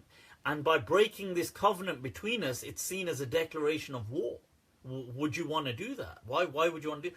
And that person said, look, I have no harm. I have no issue in paying you. He said that what it is calling this jizya, calling this an Islamic kind of taxation, I find it denigrating. My people insult me. So how about you can take this same money from me It will come at the same time of the year. It will come in the same quantity. But we will not call it jizya. We will call it hadiyah. That this is a hadiyah. This is a gift. Okay. So this is what he said to Sayyidina Umar. Sayyidina Umar just wrote back to him, look, he said to him, send it on time. I said, done. I said, done. He said to him, send it on time. He said, hiya al-jizya, sammuha ma shi'tum. He said, it is the jizya. It is the tax.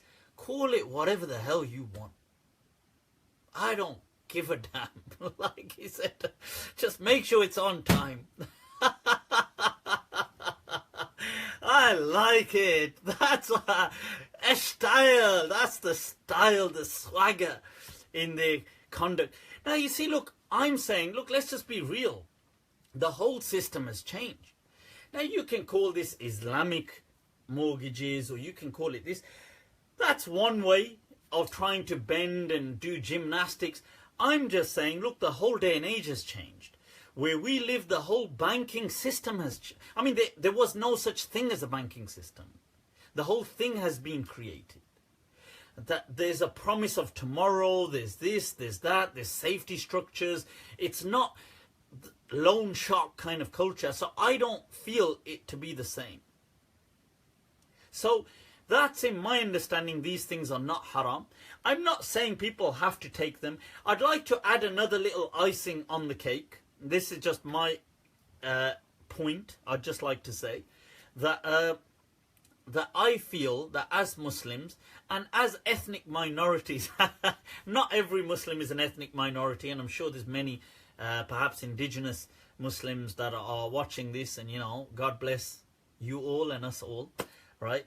But I'm just saying, as people in this country or in the United States or in Europe, I feel that we should invest in property, that we should have kind of assets, that we should. This is just my, you know, it's not even my 2 pence or whatever it is. You can just throw it, discard it, you know, as one of the sheikh said, banatu afkari zuffat ilaykum, you know, fa imsakum bi ma'rufin aw tasrihum bi ihsan. You know, that's, as Allah says, you know, I reject it, I mean, leave it gracefully or accept it respectfully. I mean, whichever way you want. But this is just my thought, that I think we should have some kind of status. We should have some capital. And, you know, if you want to rent, by all means. I'm not somebody that is against that. I'm not somebody that's against Islamic mortgages per se, although I do, as the Maliki school and the Hanbali school are against, like, they don't like this concept of hiyal. They find it denigrating, that you're kind of trying to trick God. But if, by all means, if you want to, if it makes you, you know, if it makes you sleep better, then by all means, I mean, do that. I mean, but to me, these things are the same. Taking out student loans, taking out loans to fix up anything, taking out car finance, taking out a mortgage, all of these things fit the same category here. Okay, I do not believe them to be haram based on all of these elements. And riba, from the very onset or the offset, has never had an agreement over what it ever meant anyway, to start off with, as I explained and went through elaborate detail. And I know that was a bit confusing, but it was important to show that this was never a clear-cut matter. So although the term, Muslims have symbolized the term, but they never kind of had a concept. The signified was always blurry. Right. Whew. Mufti. Shukran, Abida, shukran. Right, so I hope that's of... Right, Sheikh Noman Beg, Ahlan wa Sahlan people, that's Sheikh Noman Beg in the house from America, California, people. We were in the same, although at different times, but in the same madrasa back in Karachi, Pakistan. So that's awesome. So I hope that's been of some help. I'll tell you what, I'll take some rapid round kind of questions, and then we'll call it a wrap. How does that sound? Oh, truth when it's too late. Jamal, you know what it is? Look, I'm not one. I don't buy into all this kind of... I'm just saying, and I'm not saying you're trying to do this, but I don't buy into this emotional guilt trip. Okay. To me, one of the greatest issues that Muslims have kind of... Why we're in facing some of the greatest challenges is because of what I call the fallacy of the deification of ahkam. That people have thought that ahkam in Islam are God. They are not God. Okay. The ahkam in Islam are, you see, in my understanding, objectively speaking, are not sacred. The vehicle they came through is sacred. So the ahkam was simply a solution to people's problems. They were not sacred per se. It's just the vehicle, which was revelation, was sacred. Now this is the important thing. Now if ahkam were important, then why did different prophets have different ahkam? Why was this haram for one people and this halal for another people and this there and this?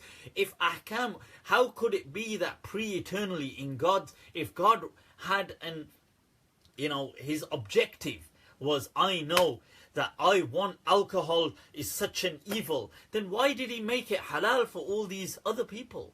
It doesn't make any sense. He could have declared it haram for everybody. And this gradual abrogation makes no sense. Makes no sense. Abrogation only makes sense within the same community. To say the Jewish people had this halal for them all their lives and we have it haram makes no sense, because we're not a continuation. I'm a different human being. So that makes zero sense. So if this deification of ahkam is one of the core, the kind of spanners in the works, this is what has tripped us over. Like, we think that ahkam are sacred. The ahkam, yes, the overall, because of, you see, it's linked to sanctity through the vehicle, which is the Quran, is sacred, as it being the message from God, the revelation. Otherwise, the Quran can speak of anything. The Quran can speak about the devil. It doesn't make the devil sacred.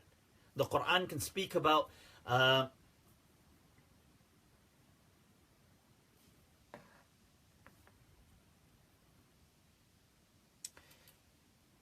yeah, absolutely, Doc. Dr. Rizwan just highlighting that there. Yep, that's correct. I did discuss that last week and mentioned Sheikh bin Bayya speaks about that. Now, so this, I just want to say, so emotionally, this guilt-tripping people, to be honest with you, in my perspective, and I could be wrong, but this is my perspective. I'm putting it out there. Imsakum bi ma'rufin or tasrihum bi ihsan. Take it respectfully or leave it gracefully. It's up to you. That I think, in my understanding, these things don't mean anything to Allah. Like, whether people do this or don't do that, or do this or don't do that. It's not that on the Day of Judgment, Allah, like somebody saying, oh, you followed this ruling and now on the Day of Judgment you're going to find out. I don't feel that guilt tripping works, because these things don't mean anything to Allah. Like, this is a ruling that was set about for a maqsad, for an objective. The ruling per se was never the ultimate aim of Allah. Otherwise, He would have had it from the beginning of mankind. And it wouldn't have changed over time. So, and I'll tell you something else as well. This is a spanner in the works for many people who don't realize this. That, look, the Prophet, according to many of the madhabs and the theologians, the Prophet himself had license to legislate. And he had license to legislate. And so, they call this tafweed shara. And this was not ijtihad, according to the Malikis and the Shafi'is and these people, that the Prophet himself had a license from Allah that he could give rule, and whatever he ruled would become the Sharia. Now that might sound, whoa, but it makes sense if you see things from this perspective, that the ahkam were only solutions. And hence, most the ahkam in the Sharia happen to just be practices that the Arabs were already practicing. So how do the legal system, punishments, all these things were things they were already doing. The diya, the blood money thing, this was already going on. the blood money thing and all this kind of stuff. But so why they, when they caught a thief, they were already cutting his hands. In fact, they were cutting his hands and both hands, and sometimes killing him, and sometimes. So Islam just restricted it to the least of them, to kind of mitigate it and place a parameter, because they were already doing this. This wasn't something that Islam introduced by any capacity. You show me the ahkam that Islam actually, especially socially, that it introduced, that nobody even had a concept of them. It didn't like that. It just placed parameters. So, and the hadith, that when the person says to the Prophet, after he explains the Hajj, and the person says to the Prophet, Afi kulli amin ya Rasulallah, will that Hajj be in every year? Am hajjatan wahida, or will it be one Hajj? And this is in, I believe it's in Tirmidhi or Sahih Muslim, this hadith. And the Prophet ﷺ says that, hajjatun wahida, it is one Hajj, and he says, لو قلت نعم لوجبت. He said, had I said yes to you, it would have become obligatory. Now, one way to understand that is, because if the Prophet said yes, then Allah would have made it no. Okay, that's one way. The other way to understand is through this thing, what Subki and all these ulama have written, that this is called Tafwid al-Shara', that the Prophet had a license to legislate things. And he was legislating them as solutions to social problems. So what do we do as society moves on? These rulings should also kind of adapt to the social problem. So in my understanding, if Islam was to have been revealed, and I gave the example previously of in Sweden in the 21st century, in 2017, if the Quran was to come down today, then it wouldn't have been speaking about things like camels. It wouldn't have been saying things like, in my understanding, cut the hand off. Because these things wouldn't have been relevant in that context. So anyway, so this is why I believe that ahkam are simply solutions to how to get by in life. And we have a certain thing, and we respect it, and it's part of our tradition. And by submitting to that and recognizing that, there is a reward. And Allah rewards us. But there isn't this kind of blackmail, guilt-tripping culture that, oh my God, watch, you follow that easier opinion. When you get to heaven, I'm sorry, if you get to heaven, it's no problem. When, on the day of judgment, Putar, on the day of judgment, God's going to be like, where's that so-and-so who was trying to take easy opinions? Get him here first. First, throw him in the hellfire to start off with.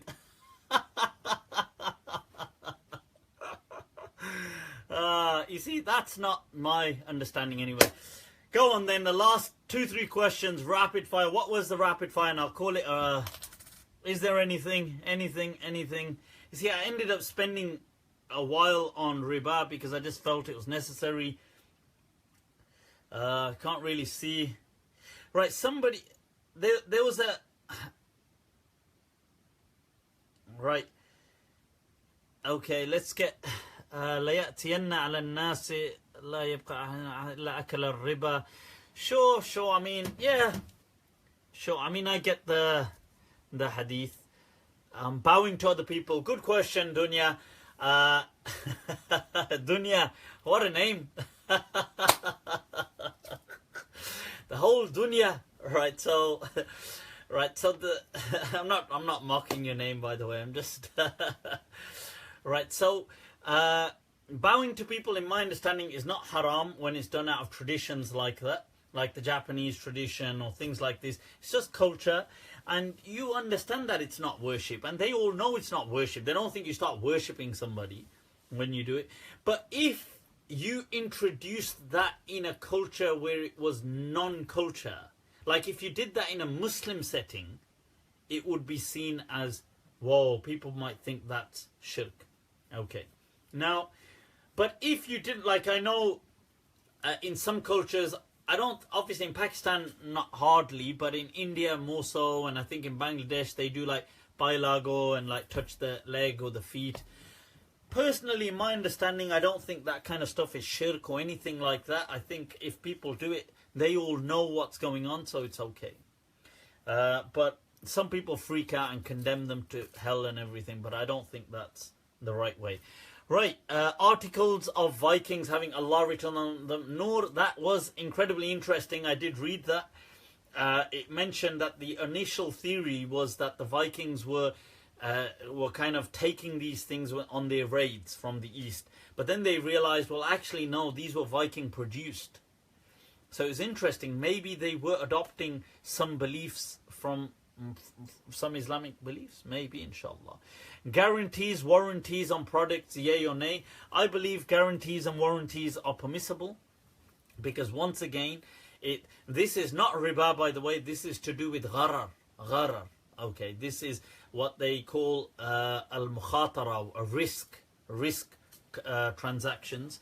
And because it's already set out and clearly determined, it's not an issue. You have to remember, most of the things that were made haram in the past to do with transactions, they write in the books of fiqh, were ma yufdi ilan niza', that which led to disputation, that which led to disputes and fights. Because these nowadays, you're not going to get into a dispute with a company over stuff. I mean, you could get into disputes, but you've got the prints and it doesn't lead to the kind of actual bloodshed that it did in the past. What is spiritual abuse punishable? Come on, spiritual abuse. I don't want to really go into all of this, but I just feel, look, when it comes to people's sins, everybody just concern themselves with themselves. Okay, I think that's what's important.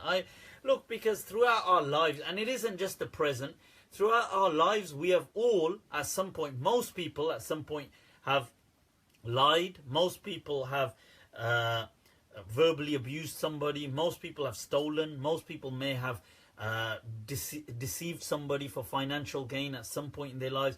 Most people may have made some haram sexual contact at some point in their lives. Most people have done these kind of things. Most people have maybe eaten something haram. Many people may have, I don't know, smoked drugs or taken drugs at some point in their lives, drank alcohol maybe, gambled maybe some point in their lives. Maybe everybody's done something at some point in your life. So if you're not doing it now, just because I'm not doing it now, maybe I did it before. Maybe I'll do it tomorrow. Go easy on the holier than thou kind of card. So I just say, look, preoccupy yourself with your sins. Don't lynch people for their sins, because, as there's a saying in Arabic, la tahtaqir ahadan. That do not, qad yakunu wali, that this person, maybe to Allah, that person is a wali. Maybe that person has such a connection with Allah. That it is interesting, wallahi, there's a hadith, and it's one which seriously touched me from the days of study. I remember our teacher, one of our legendary teachers, Abdullah al-Mantaqi, and Sheikh Noman Beg, who's online, probably remembers him. He was an amazing, so animated. He used to always remind me of that guy from, the scientist from Back to the Future. He used to have this orange beard, like him, with these kind of large NHS glasses, big orange beard, and he used to have that jinnah cap, and he used to be so alert. But I remember once, he was talking about something, and he said, if it was up to me, I would do so and so. And then a few days later, that thing actually happened. And he came to class and he said, "Hey Baba." He used to have these kind of idiosyncrasies. He used to often say things like, "Hey Baba." And he said, "Inna lillahi ibadan, law aqsamu ala Allahi la abarrahum." That he said that, indeed, that there are some people, this is a hadith, there are some people that if they took an oath on Allah for something, Allah would make that thing happen even if it wasn't going to happen.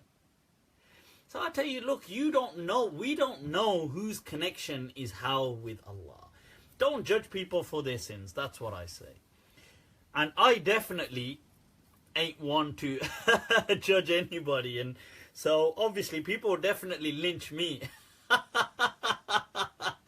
They'd be like, just look at him, lynch. They'd be like, just lynch him now and we'll ask the questions later. They'll be like, we'll definitely find something guilty on him. Right, so, and don't give my siblings their half. Is that haram? You see, if you, Mawish, inheritance, people have a right to it. To deprive people of their rights is haram. Okay. We've got a modernist interpretation of Lut. You haven't got a modernist interpretation of the nation of Lut. I don't know, because according to me, the Qawm of Lut were primarily destroyed not because of homosexuality. They were primarily destroyed for rejecting the message of God. And that's something that seems to be so over neglected nowadays. People think they were destroyed because of homosexuality. I don't think they were destroyed because of homosexuality. I think they were destroyed very clearly, the Quran mentions, for denying the message of God and denying the kind of things that miraculously were opened up in front of them. So, right, what size is your... Alright, people, I think, you know what, with that, let's call it a wrap. God, nail polish. Yes, I've answered this before. In my understanding, and this is, I've said this before, that doing wudu on top of things like nail polish, not that I've got any on. I only wear it on the weekends. Right, so... But in my understanding, nail polish or nail varnish, I don't know, whatever you call it, right, it's fine doing wudu on top of these things. You do not need to remove it. It does not need to be a halal version. It's absolutely fine. Having things like extended eyelashes, as you can see, as you can see, you like that, all that. Sometimes I think, is that natural when sometimes, you know, you know, these kind of feminine, when people are like, women are, is that natural or is that just put on?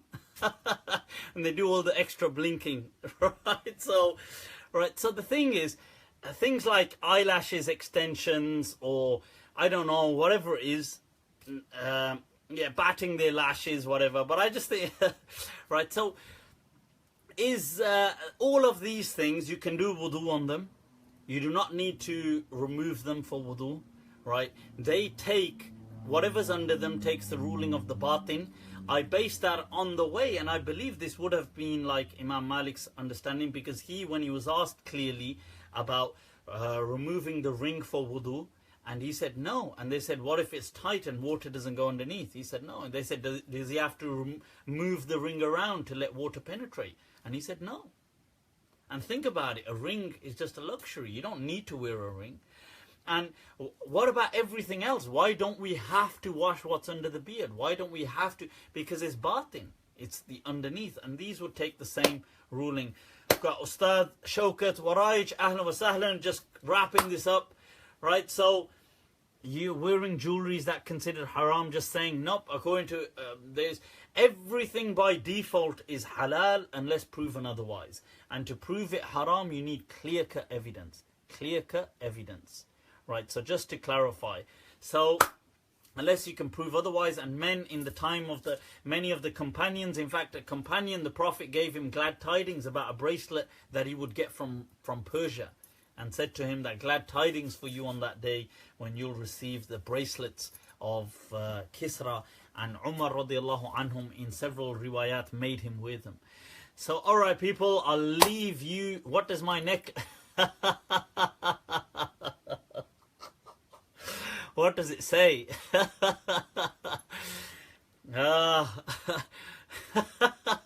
It's just gonna trigger controversies, more controversies if I say what.